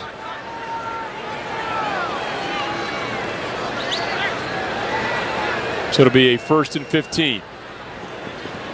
Howard comes up, will change the play at the line. Give to Shell. Shell bounces to the outside. And Shell will get out over the 25 to the 27-yard line, a pickup of 7 yards before Derek Rivers, closing for the backside, makes a stop. Gain of 6 yards. There's Derek Rivers. 24 sacks in his last 24 games. Now going deep for Shelton Gibson in stride. Beautiful throw and catch as Shelton Gibson down to the 29-yard line of Youngstown State.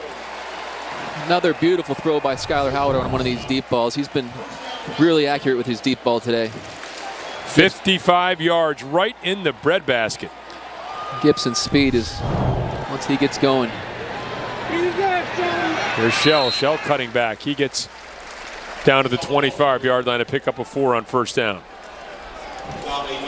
That's where Shell, I think, is most effective. You keep him between the tackles running north and south, and he gets that 4 and 5 every time. Delevate on the stop. Give to Shell again. Shell picking his way forward, now spinning, stays on his feet, wrestled down by Delevate once again. Looked like there was nothing there, but he'll get 4. Yeah, he can pick his way through, and he's just a tough guy to bring down. Now we have an official's timeout as a player is down for Youngstown State. And it looks like that is Eric Thompson.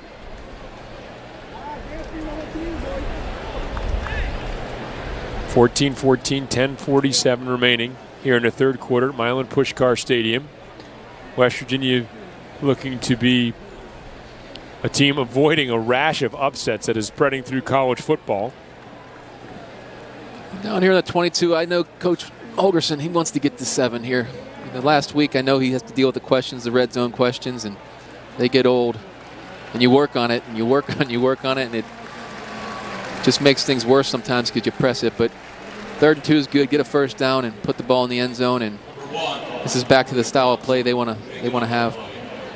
You sometimes find that's play calling. Is it execution by the team? Is it just one of those things that happens in the red zone? It's one of those things. You know, you work on something all week, and then they use a different coverage, or it's execution, and once you get in that rut, it just seems like it never ends because that's all the questions you get.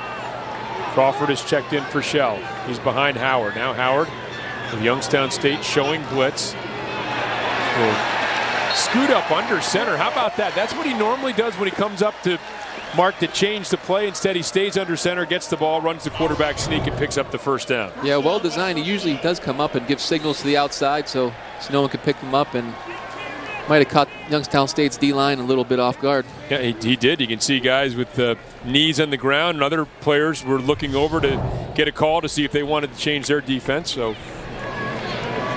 good quick play as West Virginia picks up the first down. High formation, fake, the throw, and nearly intercepted. Wow, does Jameel Smith wish he had that one back. He read it all the way, jumped right into the route, and couldn't hang on. Yeah, he does a good job. He stayed right on the hash. I think Skylar just stays on him a little bit too long. AC Smith there, he just stayed right on the hash, and that could have actually went the other way for 7. So a good break for West Virginia, but Youngstown State's had their share too. Now a power look. 2 tight ends. Give to Crawford. Crawford bounces it outside of the 15 and slithers down to the 11-yard line. Picks up 6 maybe 7 yards on that run before Jameel Smith makes the stop. Hey, Crawford, he probably wants his back. Like, he could have had a touchdown there. He slipped on the hash mark there, and that slowed him up just enough for that team for Youngstown State to come in and tackle him. But that's why you pursue. You do those drills, and good job by them to pounce on him. 3rd and 3. Same power look. They'll throw. Fade. End zone. Shorts with the grab, and Shorts is in for the score. Flag on the play. It won't matter as DeKeel Shorts, a terrific grab in the corner of the end zone, and the Mountaineers have retaken the lead. Just a simple fade pattern here. You work on it, and it usually doesn't look that pretty. Number 7 of the Skyler's defense. told to throw it back to the back hash mark. That gets interfered with, but the ball is so perfect. Put it right on the money. Your Youngstown State, you might want to take a look at this. Does he have that left foot in bounds? Very, very close. And they're out on the field yelling. They want the attention to the officials. They want this checked upstairs.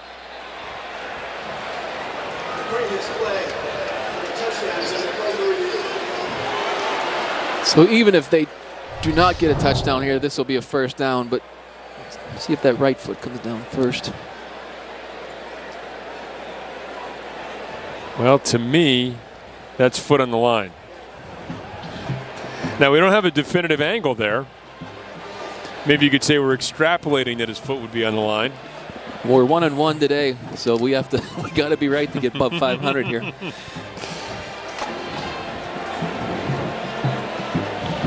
Just a tremendous catch. Great concentration by DeKeel Shorts. Again, there was a flag on the play. So we'll see if this 11-yard touchdown will stand or whether it'll be a penalty and a first down and goal to go for the Mountaineers. I don't know. What do you think we go with, Rob? I think there's not enough to overturn it. I'm going to disagree with you. I think it is going to be overturned. So one of us will be above the Mendoza line. Oh boy, that's the angle you want to see, but the pylon looks like it's in the way. It was.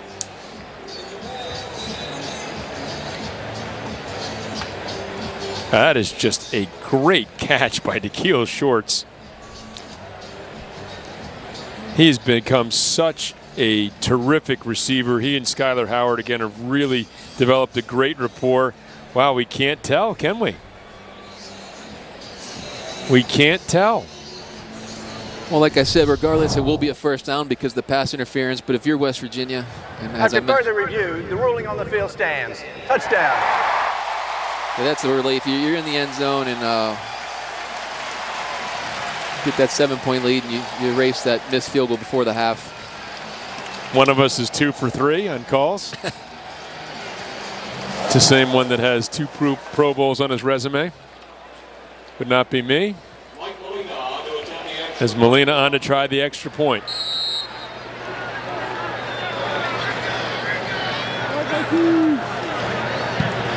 Kick is up, and the kick is drilled through by Molina, and the Mountaineers, for the first time since they led 7-0, have the lead again. 21-14, 11-yard touchdown pass from Skyler Howard to DeKeel Shorts. Great catch for the Mountaineers, who have the lead for the first time since going up 7-0 on the Cran White 53-yarder from Skyler Howard. Short kick going to be taken by Townsend. Townsend at the 6, crosses the 25, crosses the 30. Townsend will cross the 40-yard line before he's wrestled down by Antonio Crawford at the 45. Townsend on the return for the Penguins. Well, Milan Puskar Stadium undergoing a $50 million renovation, upgrades to the facility, and those efforts being spearheaded by Shane Lyons, the athletics director, who joins us now. And Shane, first of all, thanks very much for coming on. And secondly, if you could tell us a little bit about these renovations to the stadium. Well, we spent a lot of time and effort in Rob, to try to make it more fan-friendly, wider concourse, more restrooms, more points of sale and concession stands. And I think we achieved that. Last week we had a great crowd here, had a few hiccups along the way, but today I hear things are going very well. Great to hear. And I know the aquatic center also and the basketball center, a lot a lot of upgrades going on here. Yeah, we have a lot of projects underway. Coliseum, it's a 46-year-old building that we've started ripping and tearing in this fall and trying to put it together for this fall. And that's going along very well. We have the Aquatic Center that's about ready to kick off at Milan Park, which will be an aquatics as well as a track facility, which we're long overdue with that as well. So a lot of great things from facilities are happening here in Morgantown. And one of the things I know you've been concentrating on is student-athlete welfare. You know, there's no question about it. I mean, that's why I got in the business, is for the student athletes. And, you know, we can't lose focus. And one of the things when I started here, I talked to the staff of the department. I said, you know, what's our purpose and why are we here? And the fans are very important, but really our customers are our student athletes. And, you know, one of the proudest days I have as an athletic director is when those student athletes walk across the stage and get their diplomas. And we want to make this an enjoyable experience for them and something they can look back in 4 or 5 years and say that was the best time of my life. Well, I think you're doing a great job. You know, my sisters and I, we both went here, and you know, these upgrades to the facilities, you know, the baseball, the basketball, the football, the aquatic center, this is just, I wouldn't recognize it 20 years ago. So you're doing a great job here. We've loved coming here. Thank you, Mark. And it's, you know, obviously people like you that help lay the foundation to be able to do what we're doing today. And, you know, we're looking out for the best interests of all the fans and student athletes. Option run and keeper as Davis picks up 8 yards on that first down run. Let's take a look at the replay here. Novo Wachuku on the stop, but Davis's option in this keep, we saw it successful early, Mark, and now after it was dormant for a while, able to get a successful play here on first down. Simple read, just he reads the end, just like he did right there, and he's pulling the ball.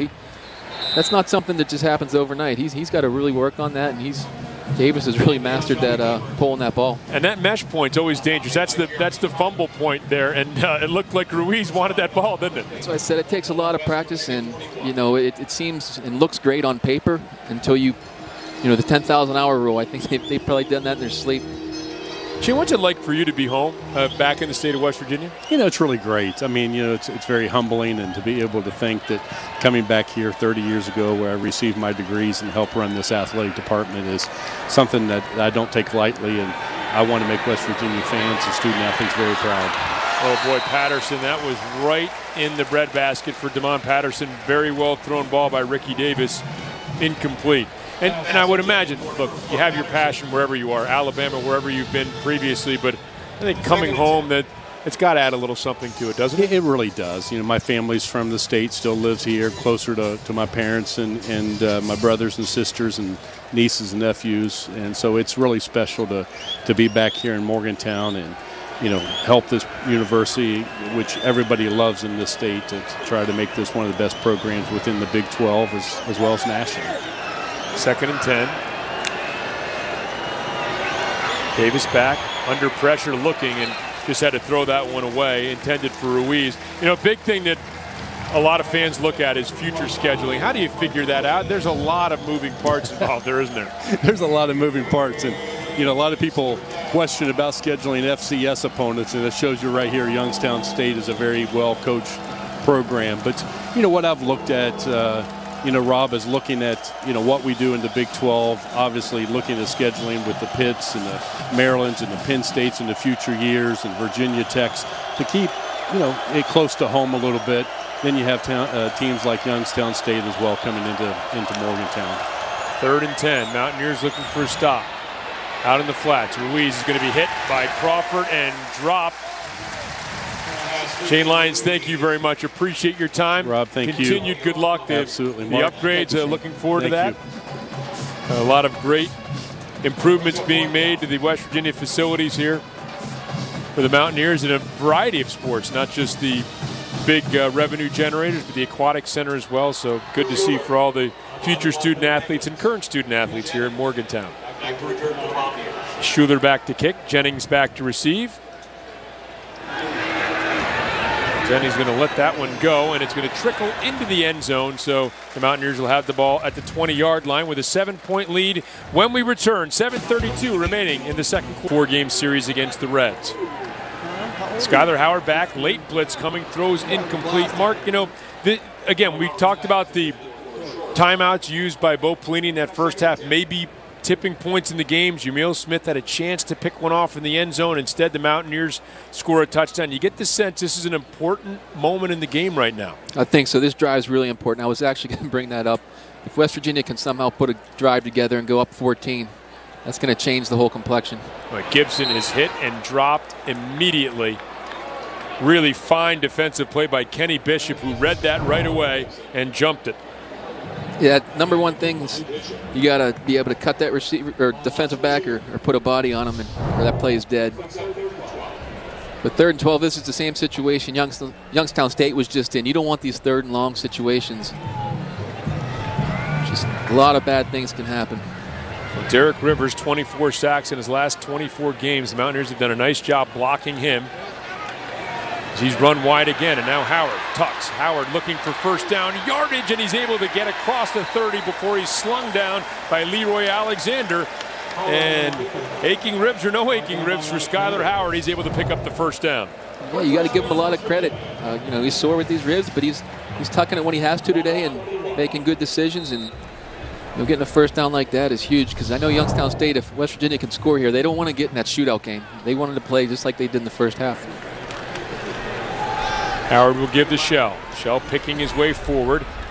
And Shell will get out to about the 33-yard line. He'll pick up 3, maybe the 34. 3-yard gain in that first down run. Staying between the tackles and second and 7. That's not gonna hurt you. Not a negative play, and the playbook expands when you have 2nd and 6, 2nd and 7. It was Jalen Powell, the Michigan State transfer, who came up with a stop, and West Virginia huddling up. Variety of different paces they've played at and can play at. Here's a give to Kennedy McCoy. McCoy across the 40, very, very close to first down yardage. It looks from the spot at the top of the screen like they're going to have it, and they are going to say move the chains. It's a cover 2 look, and that's what you need to get 6-7 yards whenever they want to play cover 2. You got to force them to single high, and then the way Skylar's throwing these deep balls today, you take your shots again. So you just got to force Youngstown State to get out of that cover 2 if they want to throw the ball again. And we can see one of the Youngstown State players can't see the number, is down. And, West Virginia able to use more 2-back looks than we've seen in the past. And the reason for that is because they feel comfortable with Kennedy McCoy being able to come in. They used to have with Smallwood and Shell, and they just had the 2-backs. Mark was, they didn't want them both exhausted out there, so they didn't show a lot of 2-back. But now that you have that 3rd back, the capability to do that, and they really think Kennedy McCoy is going to be a great player. It's just a nice luxury to have, and especially on a day like today when it's that hot down there, you can keep 3 backs fresh. Youngstown State, they're beat up at the running back position, so it's definitely an advantage for West Virginia today to have that luxury. That was Avery Moss, the Nebraska transfer, who checks out. Johnson Louisine comes in, number 33, to play the right defensive end position. And now they're saying the last play under review is they want to check the spot. So they had some time during that injury to take a look at it and didn't avail themselves of that situation. So they're going to check the spot on Kennedy McCoy's 2nd down run to see if it was enough for a first down. As we're going to give you a couple looks at it and let you decide. I'm done trying to decide. 1 for 3 today. It's like 40 and a half, I would say.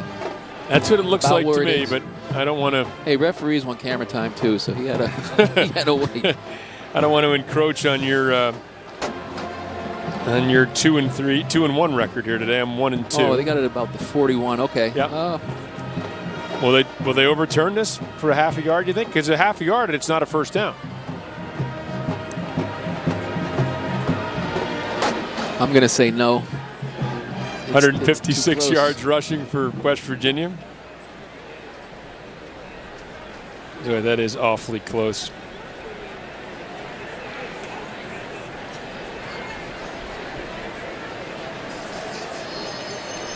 One more look here. Kennedy McCoy, a true freshman from Lexington, North Carolina. That aerial view, I'm going to dip my toes into the water again, Mark, and say that I think it's short of a first down. Okay. See if I can go 1 for 4. That's 250. That's not very good. Oh, if they overturn this, I'm going to keep an eye on Coach Holgerson and his reaction down there, because I don't think he'll be too excited.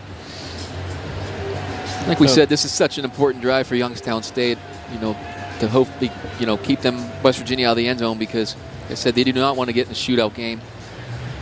And if you can get up 2 scores, guys are going to start getting tired with this heat.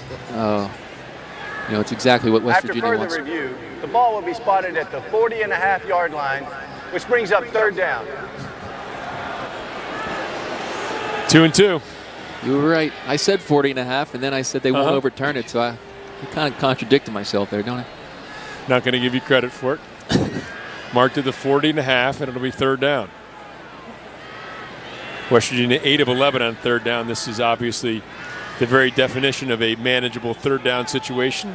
About a foot to go. Maybe they'll do that quarterback sneak deal again. That was a very interesting and creative way to run a quarterback sneak.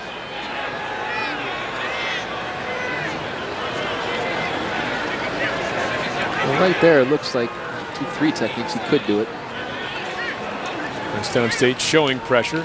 They'll give to McCoy, who finds a crease. Kennedy McCoy, and McCoy inside the 40 and down to the 38-yard line before he is tripped up. So the freshman found a seam and picked up the 1st down and much more. Yeah, they were shooting 2 safeties up in the A gaps, and Skylar looked to the sideline. They checked to that run, and that's just great game planning there. Big gaping hole. Leroy Alexander with the stop. Savon Smith, after that 22-yard run, is down behind the play. And we mentioned it is extremely hot. This looks like cramping. It looked like he was pointing to his calf. That's exactly what it is. You just stretch those calves, and I would be surprised if he's the last one that has the cramps. Well, the good thing for West Virginia, if you're a fan of theirs, is they're in the shade now. And Youngstown State is looking right into the sun. So that could be an advantage for West Virginia right now. As we mentioned, 90 degrees at kickoff with the chance of the sun down on that turf and the humidity making it feel like 130 degrees down there. And those cramps, they're a lot like getting seasick. Once it starts, they don't like to go away. So this could be start to become an issue. Smith able to jog off.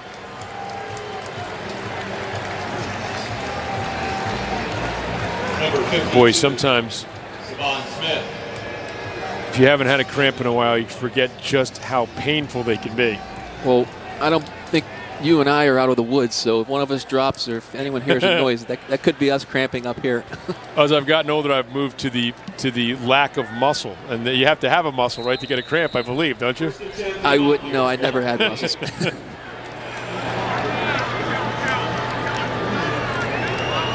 So 1st down after that 22-yard run by McCoy. Wellman is the lone setback.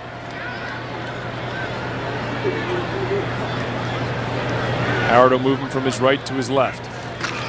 Now he'll give to Elijah Wellman off the right side, and Wellman will barrel forward across the 35 and down close to the 34-yard line. Wellman had a trio of carries last week against Missouri. Yeah, nice run. Good positive run. If Youngstown State's going to stay in this cover 2, I think you're going to see more of it. A fake to him this time and throw out and complete, and it's White. White is flung down near the 1st down yardage marker, right at the 1st down yardage marker. White's a good-looking receiver here, and I like how he catches the balls with his hands.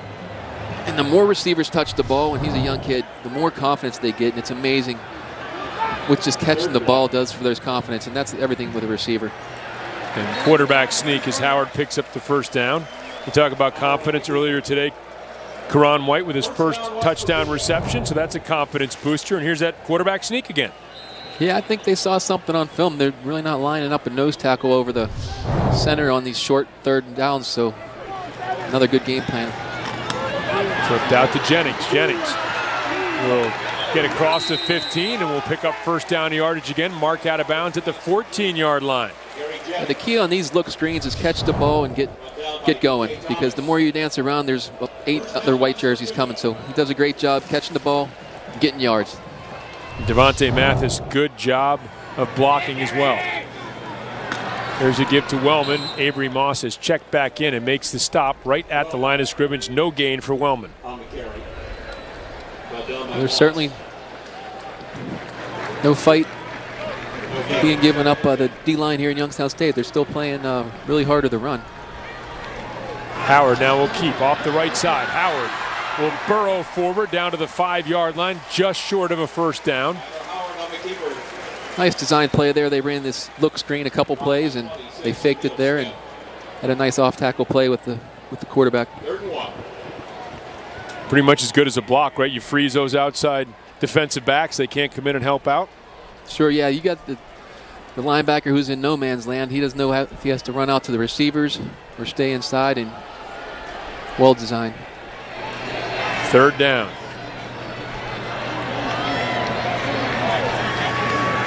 Shell in, gets the carry off the left side, and Russell Shell will barrel into the end zone from 5 yards out. Touchdown, Mountaineers.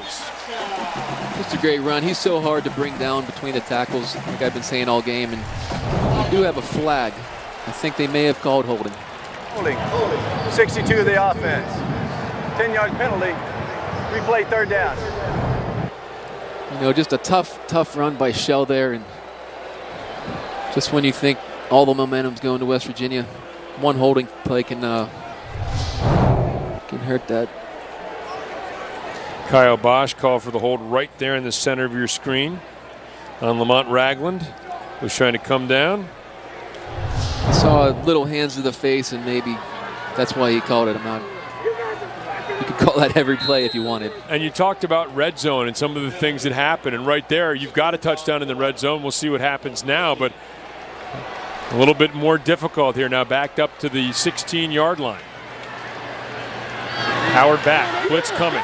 Howard rolls out to his right, in trouble, and will simply throw it away. So once again, a touchdown comes off the board. Jameel Smith with the pressure, and the Mountaineers will have to try a field goal. And keep in mind, again, Mike Molina, after hitting the first 4 field goals against Missouri, missed a field goal here at the end of the first half. It is amazing when you have all these questions about red zone, just little things like that happen. The execution was just the way you drew it up. Great run by Shell, and a flag's on the ground, and it's just amazing how when it rains, it pours. 32-yard field goal attempt. Under 3 minutes remaining in the third. Kick is up, and this one by Molina is right down the center. So a 2-score lead for the Mountaineers. They wanted the touchdown. It's taken off the board. They get the field goal and lead by a 24-14 score. Is to have Bailey back and around the team. While Bailey has stated that he is grateful for the opportunity to heal and that his playing career is not over yet. Guys? Meg, thanks very much. And boy, what a tragedy for Stedman Bailey, and about 24, 25, 26 credits short of his degree, so he's going to be working on that. There he is. He's been associated with the team, but still working, trying to get that piece of paper. Dana Holgerson encouraging him to do that.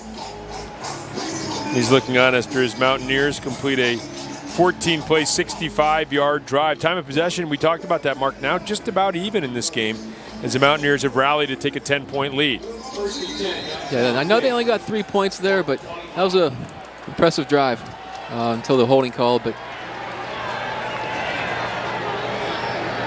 again, we mentioned that this is not a quick strike, necessarily quick strike Youngstown State team. Is Crawford doing a nice job in coverage, batting that away. And so, you know, if you're going to take a long time scoring, and they did have the long touchdown pass earlier, but mostly they're a methodical type of team, they're going to need maybe to score some points on this very drive. Yeah, he got away with one there. I'm glad Ricky didn't throw a pick there, because that was a cover 2 look, and the out can be a dangerous pass with that coverage.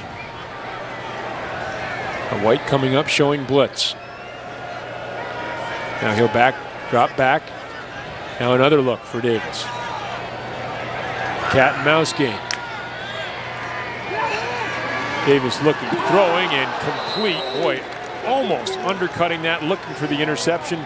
Instead, the completion out to Stephon Derrick as White, again, dropping back and nearly there for the pick. Same exact play, just to the opposite side as the play before. Cover 2 again, and really, really dangerous pass to throw into that coverage. But like you said, it was a cat and mouse game, and West Virginia won with their disguise. Pick up of just a couple. Need to get out to the 35 to keep the drive alive. 3rd and 7.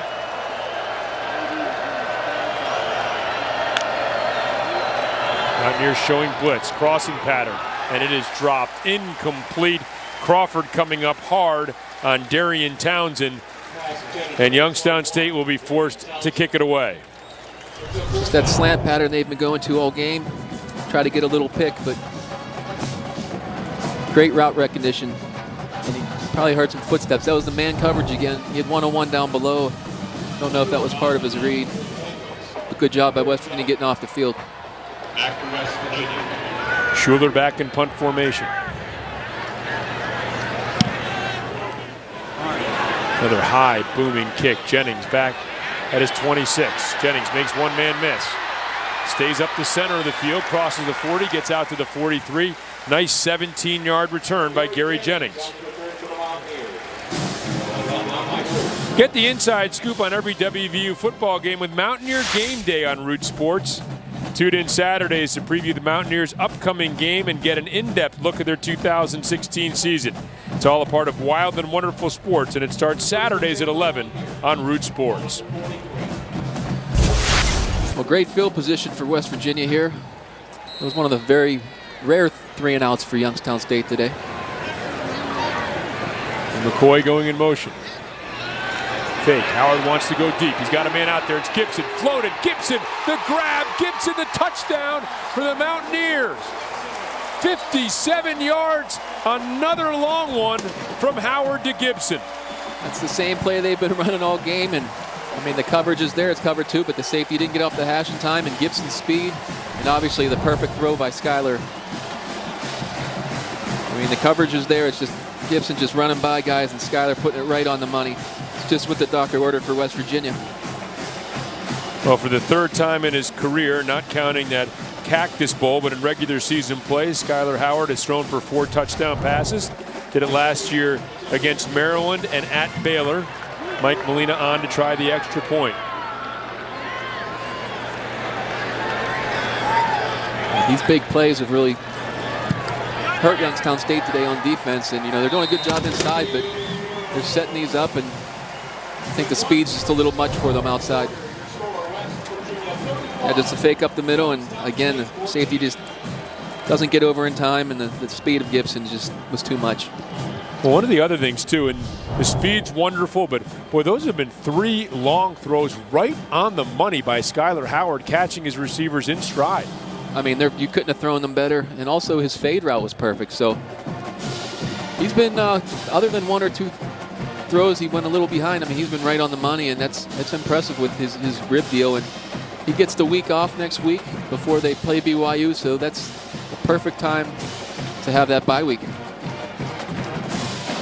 Mountaineers coming out with a very strong 3rd quarter play. Remember, Youngstown State got the ball first, but West Virginia's been able to really bottle up the Penguins' offense here in this second half, beginning to pull away here in the 3rd, up 31-14.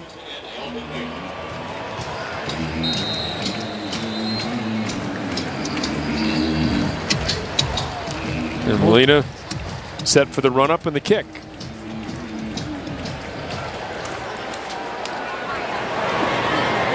There's Townsend. He'll take it a yard deep in the end zone. Across the 10, across the 20, picks his way forward out to the 24-yard line where he is dropped by Schuler. And you take a look at West Virginia's first-round pick since 2012. How about Carl Joseph, Kevin White? We talked about the other 2 Whites currently playing for the Mountaineers, the 7th overall selection by the Bears. Obviously injured a year ago, Tavon Austin, taken 8th overall by the Rams in 2013. And then on the defensive side, Bruce Irvin by the Seahawks, 15th overall. The Mountaineers continuing to churn out top players. And is it wide receiver U now? Look at the excellent receivers that have entered the NFL from West Virginia and some other good ones on this roster now. As we take a look at the run to Tevin McCaskey, boy, strung out and down he goes. As that was White and Christian Brown. So White and Brown meet to form the colorful tackle on that play. Yeah, this is definitely the kind of game that I think Youngstown State wanted to avoid. They wanted to play the possession game like they did in the first half perfectly, but now I don't think West Virginia is going to give up any big plays and going to force Youngstown State to throw the ball. Davis back, looking, throwing, complete over the middle. Oh boy, a big hit, and now the ball comes out late, and it's going to be incomplete, intended for Alvin Bailey. And man, was he hit by Jeremy Tyler, who the Mountaineers say is their most athletic defensive back, beginning to get some NFL attention, and they're going to like this hit. Yeah, with cover 2 down the middle is usually right up, the most open pot. But you get hits like that, it's going to make these receivers think twice about heading in there, and they're going to keep their head on a swivel. So just big hit, and you could feel the momentum switching. 3rd and 11.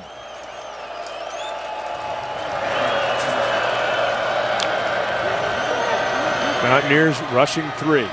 Davis throwing, complete, and this time his receiver hangs on. That is Damon Patterson, the junior college transfer, and that is enough for a first down for Youngstown State. 16-yard pickup. That was more of a prevent kind of defense. They had 3 safeties and 5 underneath, and there's not many holes, but well-designed play and good throw. Good job by the offensive line. That's a long developing play, and for them to give him that much time, Ricky Davis should probably thank them. Trips to the left in this formation, receiver to the right. Waning seconds of the 3rd quarter. Davis will keep. Davis to the outside, and he's dragged down by Rasul Douglas, but a nice first down gain of about 8 yards for Ricky Davis. I read off tackle again, and they really do that well.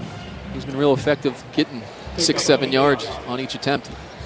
Well, every time you think Youngstown State might be in some trouble, they get off the mat and come up swinging, and they're doing that here now in this final drive of the 3rd quarter that will extend on into the 4th quarter of play. But it has been a very good 3rd quarter for the Mountaineers. West Virginia and Youngstown State were tied at the break, 14-14.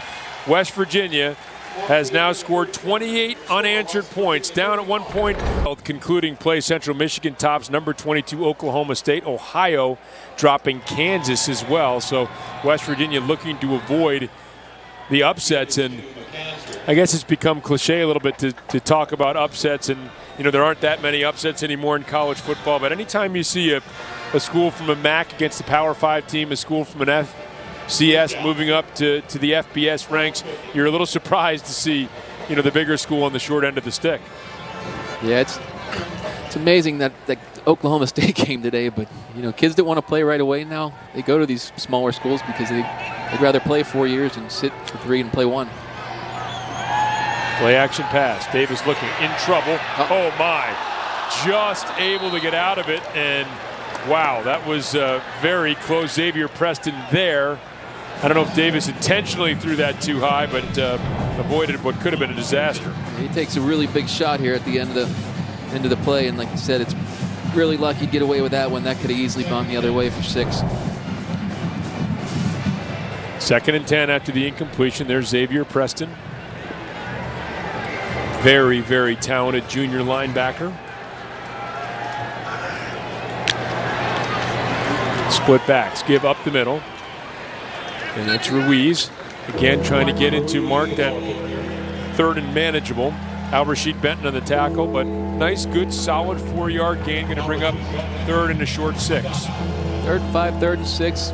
You got to be thinking if you're going to go for it here, if this is 2-down territory or if this is just if it's too early. And that affects your play call here on 3rd down, right?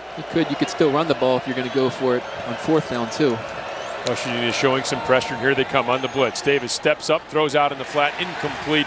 And we saw softer coverage before, Mark, it seems, and this time Rasul Douglas really closing fast on the outside there. Yeah, they're really starting to sit. I think that comes because the defensive line, the linebackers are starting to get in there and get hits on the quarterback. So in the first half, he had a lot more time to sit back there and throw the ball. But with the pressure coming now, he's got to get rid of it quick, and the corners really don't have to give that cushion. So they will punt it away. Schuler back in punt formation.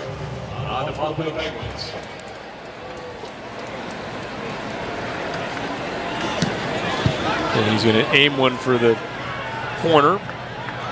Ooh, beautifully played down at the 1-yard line. What a punt by Schuler as we take a look at Skylar Howard after that 45-yard punt and his work today. Mark, very composed. We know the ribs may be an issue, but great job throwing some of these long balls today. Those deep balls have been nothing but spectacular today. I mean, every one of these gets better. I mean, the speed of Gibson there. Another great ball to the corner here.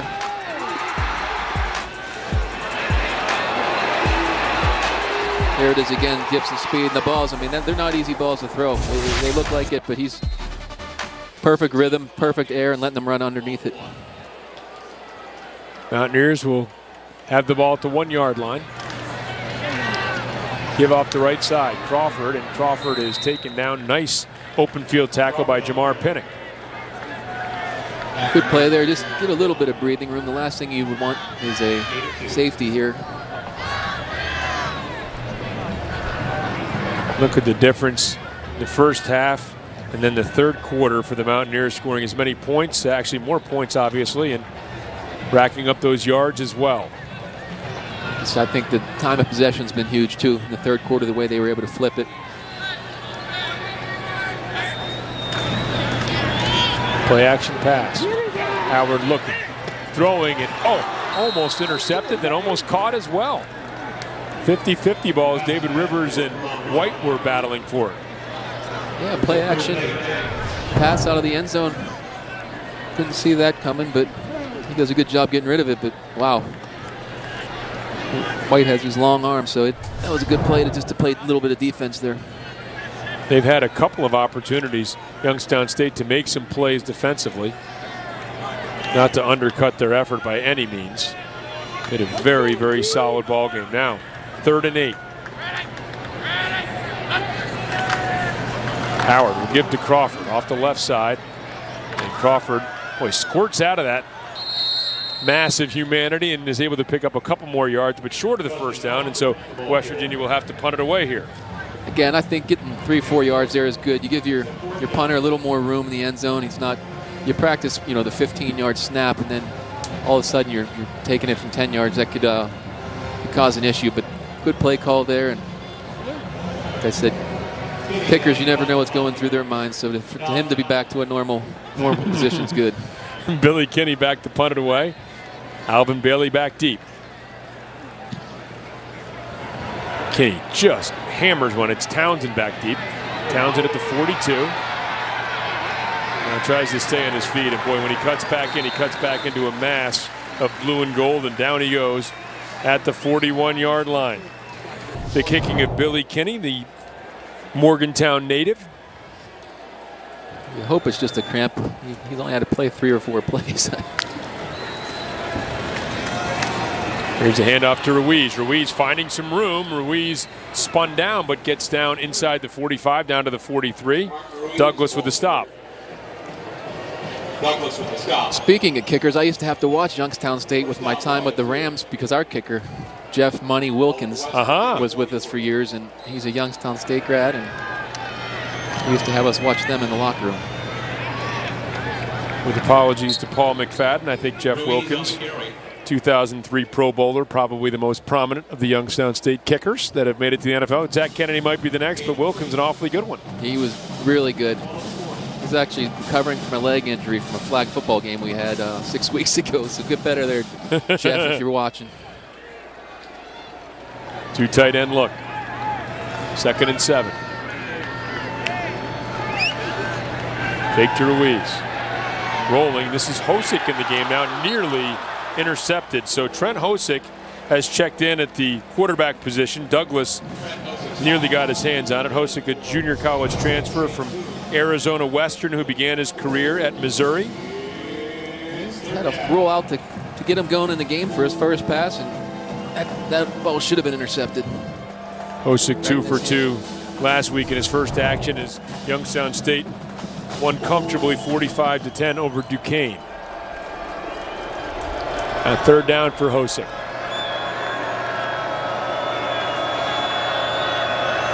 Mountaineers showing blitz. Hosick will change the play. Here they come again. And now the flag, and it's going to be a delay of game. It's a real tough situation to come into. Delay a game. Offense. 5-yard penalty. Remains third down.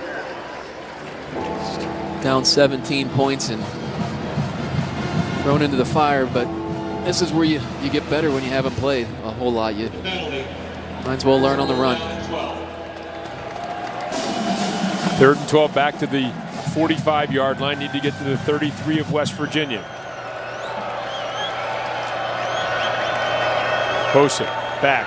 Blitz coming. Steps up. Hosick moving out to his right. Tucks it and is trying to run for the first down and rounds the corner and is going to be very close to first down yardage. Down at the 36.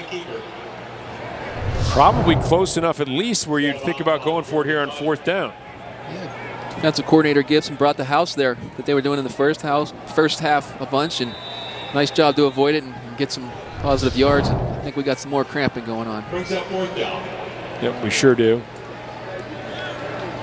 It looks like it's Brock Eisenruth, the right guard from Johnstown, PA.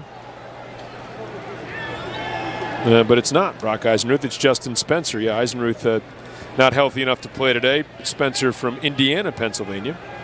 Another WPIL product. Number 61, Justin Spencer. Shaking up on the play. And now the teams will avail themselves from that to get together and have a little confab. 4th and 3. And you would think this is, again, go for it territory here.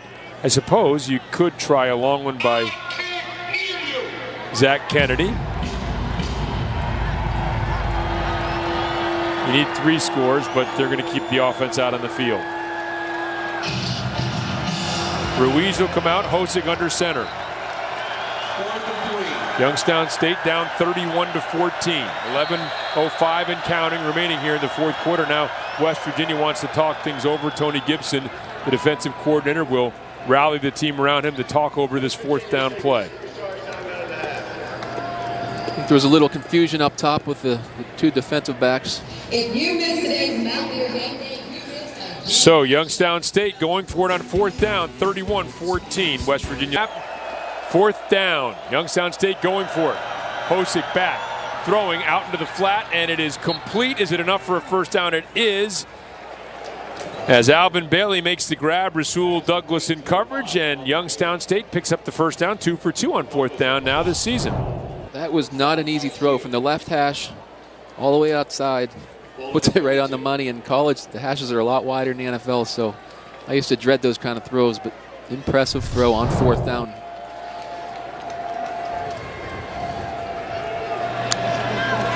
Hosick gives to Ruiz. Ruiz a crease off the left side. Ruiz trying to bounce it outside. Will be wrestled down by Justin Arndt. But a good solid pickup on first down. And we saw some holes here in the first half as well, Mark. It's the same play they've been running. And there's holes. In the 3rd quarter, they hiccuped up a little bit, but it seems like they got it going again here in the 4th quarter. And I'll say this about them. They're not giving up. They're sticking with their game plan. And I don't know how this one's going to end up, but this is a really good football team. Ranked number 22 in the FCS ranks. 2 tight end look. And a 2nd down. Hosick will fake. Hosick keeps on the option. Hosick picking his way towards the middle of the field and finally rolled down at the 17-yard line. First down for the Penguins. They definitely got 2 quarterbacks that can run. I know that. And after that last throw, they might have 2 quarterbacks that could play for them too. Just a heck of a job with the fake and getting a big chunk. That's what they need, chunks right now if they want to have any chance in this game. 3 and 4 yards will not do it. That was Justin Arndt in pursuit. Part of the Pro Football Focus Team of the Week in college football last week. You give just a short gain that time for Ruiz down to the 15-yard line. Actually, that's Tevin McCaster who's checked into the game.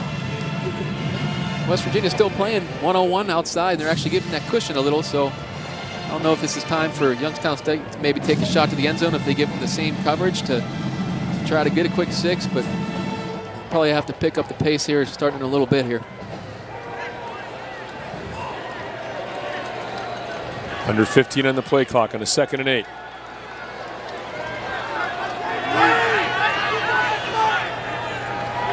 Hosick now changing things. Each team gesturing.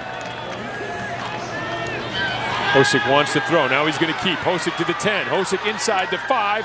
And Hosick lowers his shoulder and gets in for the score. Trent Hosick, no, they said he stepped out of bounds at the 5. So Hosick looked like he was in the end zone. No, he is in the end zone. I beg your pardon. No, I never saw a single official call this a touchdown. Have you? I think he's on the 1 or 2. Or maybe I'm wrong. No, touchdown. No, it's a touchdown. I didn't see it either. Just a great job by him pulling that ball and making this read coming off the bench. That's a tough run right there. You don't like to take those shots, but that's exactly what Youngstown State needed. So Hosick does scamper in for the score. Zach Kennedy on to try the extra point.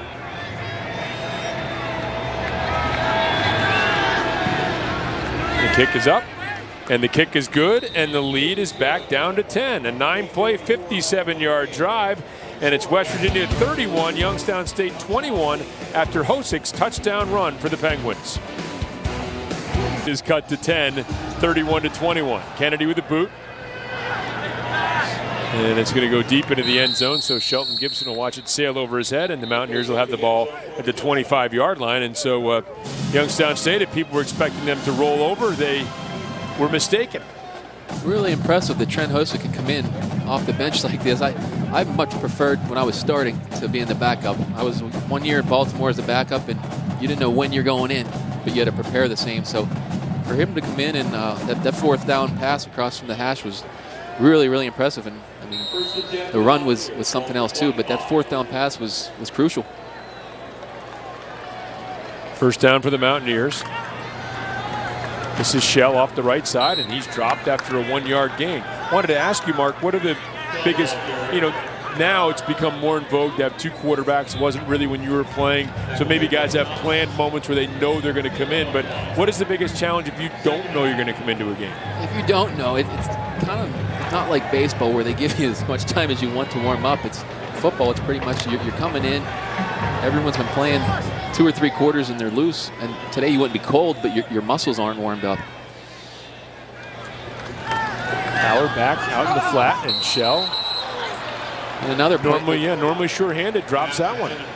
And another point with that is, the quarterback who's been playing the whole game, he's seen these coverages over and over again, and they start to get a feel.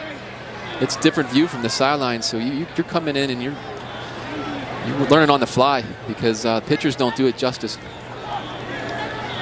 You don't want to say this is real important for West Virginia on this third down, but I think it puts a little pressure back on them if Youngstown State can hold them and get the ball back. 3rd and 9. Howard back, pressure coming, going to loft one deep. Good coverage downfield, and this time Smith is here. Wow, they are going to call this pass interference. It was David Rivers in coverage on White. Oh, boy. Wow, Rivers looked like he was in excellent position. This will be interesting on the replay. Pass interference. Defense, number 31. 15-yard penalty. Automatic first down. Yeah, we'll have to see this. It had to be his right hand because I really didn't see much either. Wow. That's, if you're Youngstown State, that is a very, very tough call to swallow. Tell you what, though, another great ball by Skyler. I mean, the ball was right there, gave his receiver an opportunity, and that's all you can ask for. And there's another flag now over by the Youngstown State sidelines. Eddie Shelton and his crew getting together. Bo Pelini obviously not very happy. Let's see if they can get things sorted out here for us. We don't need that shit right now. Unsportsmanlike conduct. Head coach of Youngstown State. 15-yard penalty. Automatic first down. Bo Pelini clearly frustrated, and so now one penalty on top of the other, the automatic first down, and now a 15-yard penalty marched off, and the ball will be set down at the 44-yard line of Youngstown State. Boy, that is tough, and you can understand the frustration. Looked like a very, very good defensive play. You're going to get the ball back with about 8 minutes left, a chance, to cut into this 10-point deficit. Instead, now West Virginia, the automatic first down, and now 15 more after the penalty on Bo Pelini. Yeah, 3rd and long, that's a tough pill to swallow, and Coach Holgerson's been getting after them pretty well too. So, like you said, that's a tough call. Pass out in the flat to Shelton Gibson. Gibson will struggle forward for 3 or 4 yards on that first down play. Armand Delabade came from the inside linebacker position to help make the stop. You can see right now, Youngstown State's, I think they're going to start trying to tackle the ball a little bit. So they might not be out of the realm of possibilities for them to break another long run or so, because when you start trying to strip the ball and not working on your tackling, but there's really no options with 7.5 to go. By the way, Skylar Howard now a career high in passing yards. The previous number was 359 versus Georgia Southern. Now at 360 yards, as Jalen Powell down evidently with a cramp as well.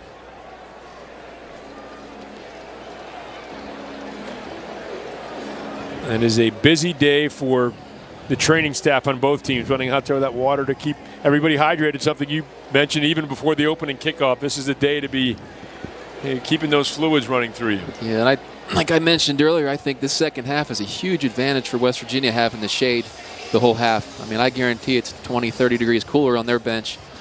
And I'm sure that's by design. When you design a field or you pick the sides. But those Youngstown State guys, you look over there, they're just getting baked. Maybe a little bit better in November, right? Maybe a little waning better. Sun, maybe you're over there a little warmer, perhaps. But not today. Not today. And these cramps are starting to mount up, and it's pretty much been all Youngstown State guys cramping, minus the West Virginia kicker cramping. Well, we saw the hill here behind the punter. Yeah, Billy Kinney saw the hill here behind you guys. Had to run up. One of the days of Don Nealon, Coach Nealon, popping by to pay you a visit as well. Yes, I do not miss the law school hill, we called it. It was spent a lot of hours there. Out to White. White heads up field.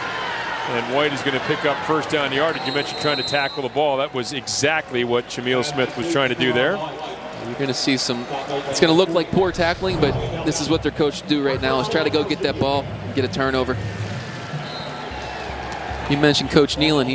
He's having a roast here November 4th in West Virginia, where all of us are going to come back to it. And Coach Trickett stopped in. Tressel stopped in to Jim Tressel. the box. We had 2 legends up here during halftime. That was pretty neat, wasn't it? Jim Tressel, of course, at Ohio State, now the athletic director at Youngstown State. Now here's Howard with a keep. And again, that's as Jalen Powell back in makes the stop. That's pretty gutsy when you know a guy's got, Now he knows he's going to get hit running in there, and that is gutsy. And this bye week, next week, couldn't have come at a better time for Skylar, at least. Have the rib injury or the rib, whatever the damage is there that forced him out of the game last week against Nebraska. Trying to manage that for him. Yeah, there's really nothing you can do. I played with 3 or 4, and they want to shoot it up, but they can't puncture your lung, and it's just a miserable injury because there's nothing you can do. There's Wellman with a carry. Wellman hit in the hole. I think my first time I went and got for a first down. X-rays, and they said they were broken. I said, okay, now what? They said, well, there's nothing we can do. So from that point on in my career, I never got them X-rayed because you're going to get the same result. There's no cure. That doesn't sound like a lot of fun to me, playing with broken ribs. Yes, and not being able to say you have broken ribs because you don't want the opposing team. Sure. It's not a fun 8 weeks. Oh, boy, what a beautifully designed play. Touchdown pass. And that is the first touchdown for the freshman, Kennedy McCoy. They've been going to that wide receiver screen mark all game. Now they release McCoy, and it's an easy pitch and catch. They do. They use that stack formation out there with the receivers, and it worked perfectly. Great design. Just miscommunication with the corners. They both took the same person. So you do that, and you do it, and you do it. And when you stack a receiver, there's really no X or Y. They really can confuse the corners and work perfectly. Molina on now to try the extra point for West Virginia. Again, Youngstown State thought they'd stop this drive. Pass interference call keeps it alive.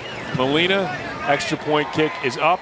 It is good, and the Mountaineers capping off a 7-play, 75-yard drive with a 21-yard touchdown pass from Skylar Howard to freshman Kennedy McCoy his first career touchdown. Mountaineers up 38-21. Record heading into the conference portion of their slate. Here's the kick, and it is taken by Townsend at the 5. The 10 tries to get to the edge and nearly gets there, but is going to be upended as he gets out to the 23-yard line. And Mark, take us through this last touchdown pass from Howard to McCoy. Yeah, it's that stack formation I was talking about. They've been running this look screen, just miscommunication with the corners. And that's honestly some of the toughest throws you have and the toughest catches because it's so wide open. But like I said, just a good read by Skylar because sometimes the ball's already out. For him to take a peek there, just well designed, and that's something that you'll see them go to the rest of the year too with that stack formation. Howard's 5th touchdown pass, Matt. That is a new career high in regular season play for him. You mentioned he had those 5 last year in the bowl game. Hosick will give. And that's McCaster. Will pick up a few out across 25 to about the 28-yard line. And you mentioned that setting up a play. You're trying to train the defense, right? They keep coming up, and they want to help snuff things out, maybe make a play, and you're able to capitalize on that by leaking somebody out. Yeah, it's just Pavlov's dog. You keep doing it, and you hope for the big hit. So, when some of these kids are 19, 20 years old, they're not getting paid to play this game, and so it takes a lot of film study to recognize things. Here's Hosick now in the option. Which is out. McCaster, stutter step, taken down by Al-Rashid Benton, but not until he picks up a first down. Just the speed option they've been running all game, and they're sticking with it, and doesn't seem like they're going to change to a passing every down. They're just going to stick with what they're doing, and we'll have to speed up a little bit.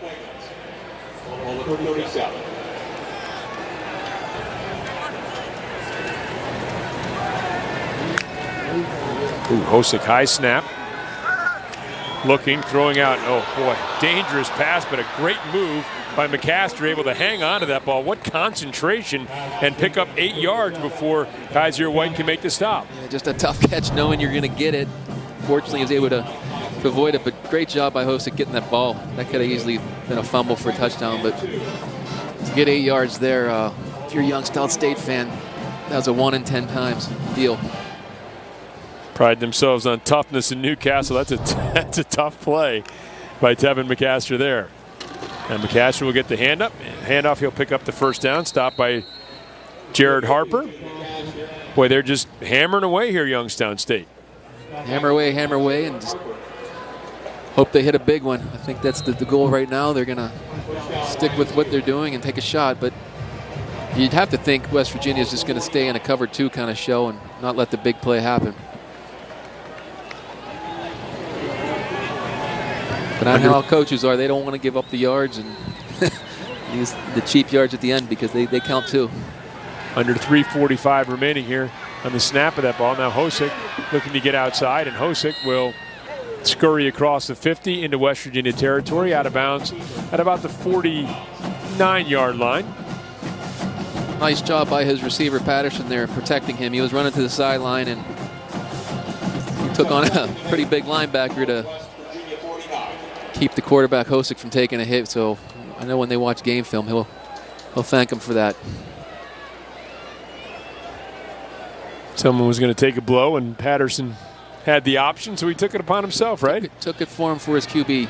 That'll turn into him getting a couple more looks, I think. Hosick back, looking, stepping up, throwing late and complete over the middle. First down. Once again, Alvin Bailey on the receiving end for Youngstown State. Yeah, I know he can run, but he has some pretty good pocket awareness too. Just the way he's shifting around with the pocket and doing a pretty nice job moving them down the field again.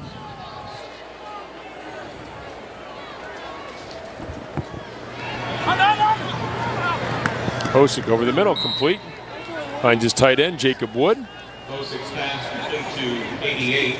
He's taking what they're giving him, and that's all he can do right now. You don't want to force the ball and have turnovers, and that's just demoralizing. So, there might not be enough time to win this one, but he's doing what he was coached to do, and he's doing a great job. Osick back over the middle. This one is read and picked off by Al-Rashid Benton. Benton calling for some blockers. Instead is upended by McCaster, but Al-Rashid Benton with the interception for the Mountaineers. The first of his career. The minute I say that they get a turnover, but at the same time you got to make a play. He had two guys to the left. He was trying to look him off to the right side of the field, but great play there, just reading his eyes when he came back. The Mountaineers come up with a turnover. Tony Gibson's going to like that.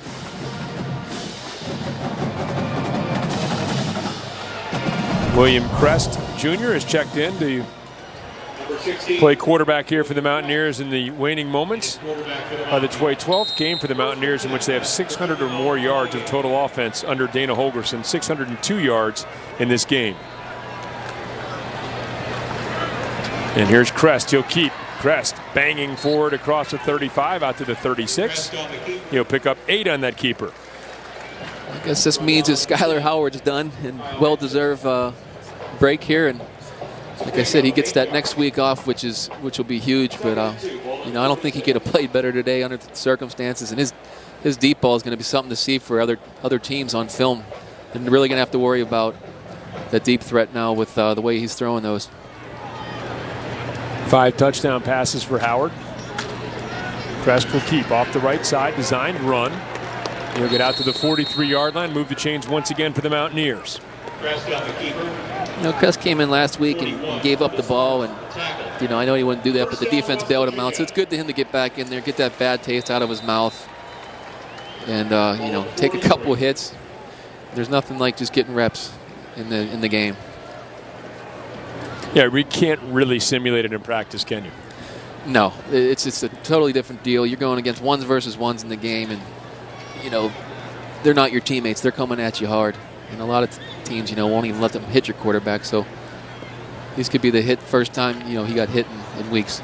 Ball on the ground, but Crest picks it up. Now we'll try to make something out of this broken play, and turning, spinning out to the 45-yard line. He'll pick up a couple.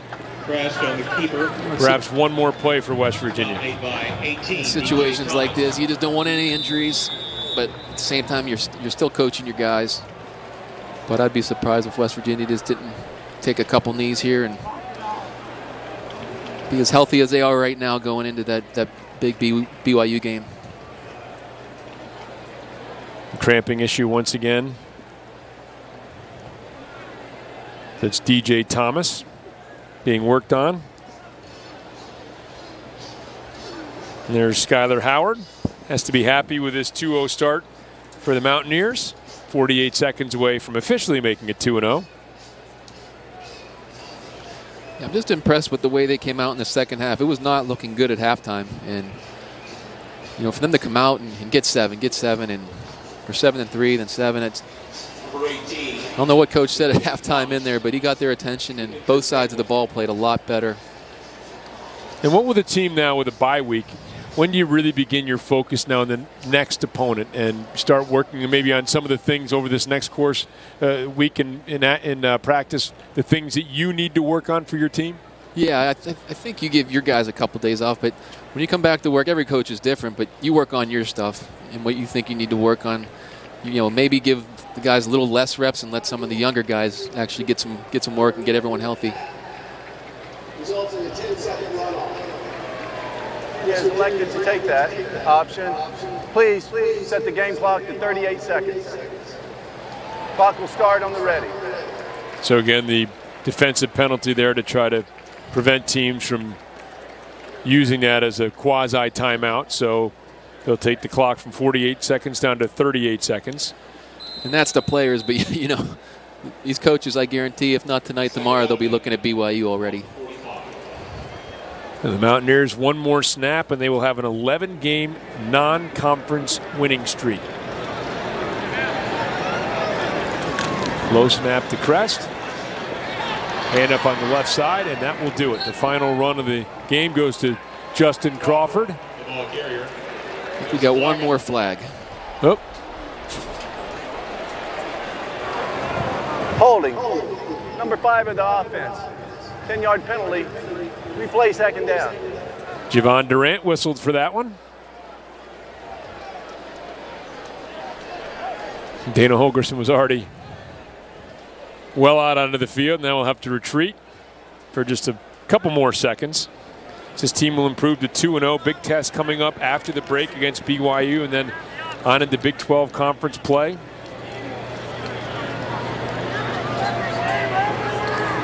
Really done a nice job in recruiting, beefing up this West Virginia roster, getting him some more depth for the rigors of Big 12 conference play. And the officials conferring. Now they'll jog over to Coach Bo Pelini and explain what they've concluded. Good having you back up here again, Mark. Thank you for carrying me again. Been very enjoyable. I think we got one more penalty left in us here. You think so? I don't think they'll have to snap it, so I don't think we're going to see another penalty. They're going to let the clock expire. Dana Holgerson and the Mountaineers, he knew this would be a tough game. You know, FCS, FBS didn't matter. Bo Pelini's team, they'll look back at a couple of mistakes and a chance to maybe make this uncomfortably close for the Mountaineers, but West Virginia knew they were in a game. I think for both teams, they're going to get what they wanted. For West Virginia, obviously the victory. For Youngstown State, if there was any doubts that under Bo Pelini in year 2 that they were progressing, I think their performance last week against Duquesne, backed up by this one, is going to erase any doubts. Sure, I think that third and long call was a big play in the fourth quarter, obviously, and then the unsportsmanlike conduct. But I think both teams can take some positive out of this. You know, the first half for Youngstown State, they're a good football team. They're going to have a great season, and the way West Virginia responded, coming out after halftime, I think Coach will be happy with that heading into the bye. And the Mountaineers will move on, and so will Youngstown State. Boy, they play in a brutally difficult conference that has North Dakota State, the #1 team in the country. University of Northern Iowa is tied for 3rd in the polls. They have 5 ranked teams. It is just doesn't get any easier for Youngstown State moving forward, but you would think even in a loss that they're going to have a lot of momentum moving forward in the course of the rest of this season after today's performance. They'll be able to go back on film and wish they had a couple plays back, but they have nothing to hang their hat on. They play their hearts out. I know there's going to be a lot of sore bodies on that bus leaving this stadium. Let's go downstairs where Meg Bulger is standing by with Dana Holgerson for some final thoughts. All right, thanks, Rob. Coach, you told me at half that you wanted to convert better on 3rd down. How's 71% for the second half? Yeah, that's better, obviously. You know, we challenged the guys at halftime. Being a close game in the first half's not surprising. The thing that usually happens with a FCS team like this is you can wear them down in the second half. So I think our guys up front wore them down in the second half. How happy are you with the way your defense battled today? Well, you know, I don't think Gibby's going to be very happy with what we did defensively, but you know, we'll take it. We got a bunch of snaps to be able to look at it and see what we got to do to get better. All right, thanks, Coach. Thank you. Rob? Thanks very much, Meg, and great to have Meg with us as well. I think we need to add some more Bulgers in the future for future telecasts. We got a couple more. A couple nephews. We can bring them on. We can bring them on. Skylar Howard, 5 touchdown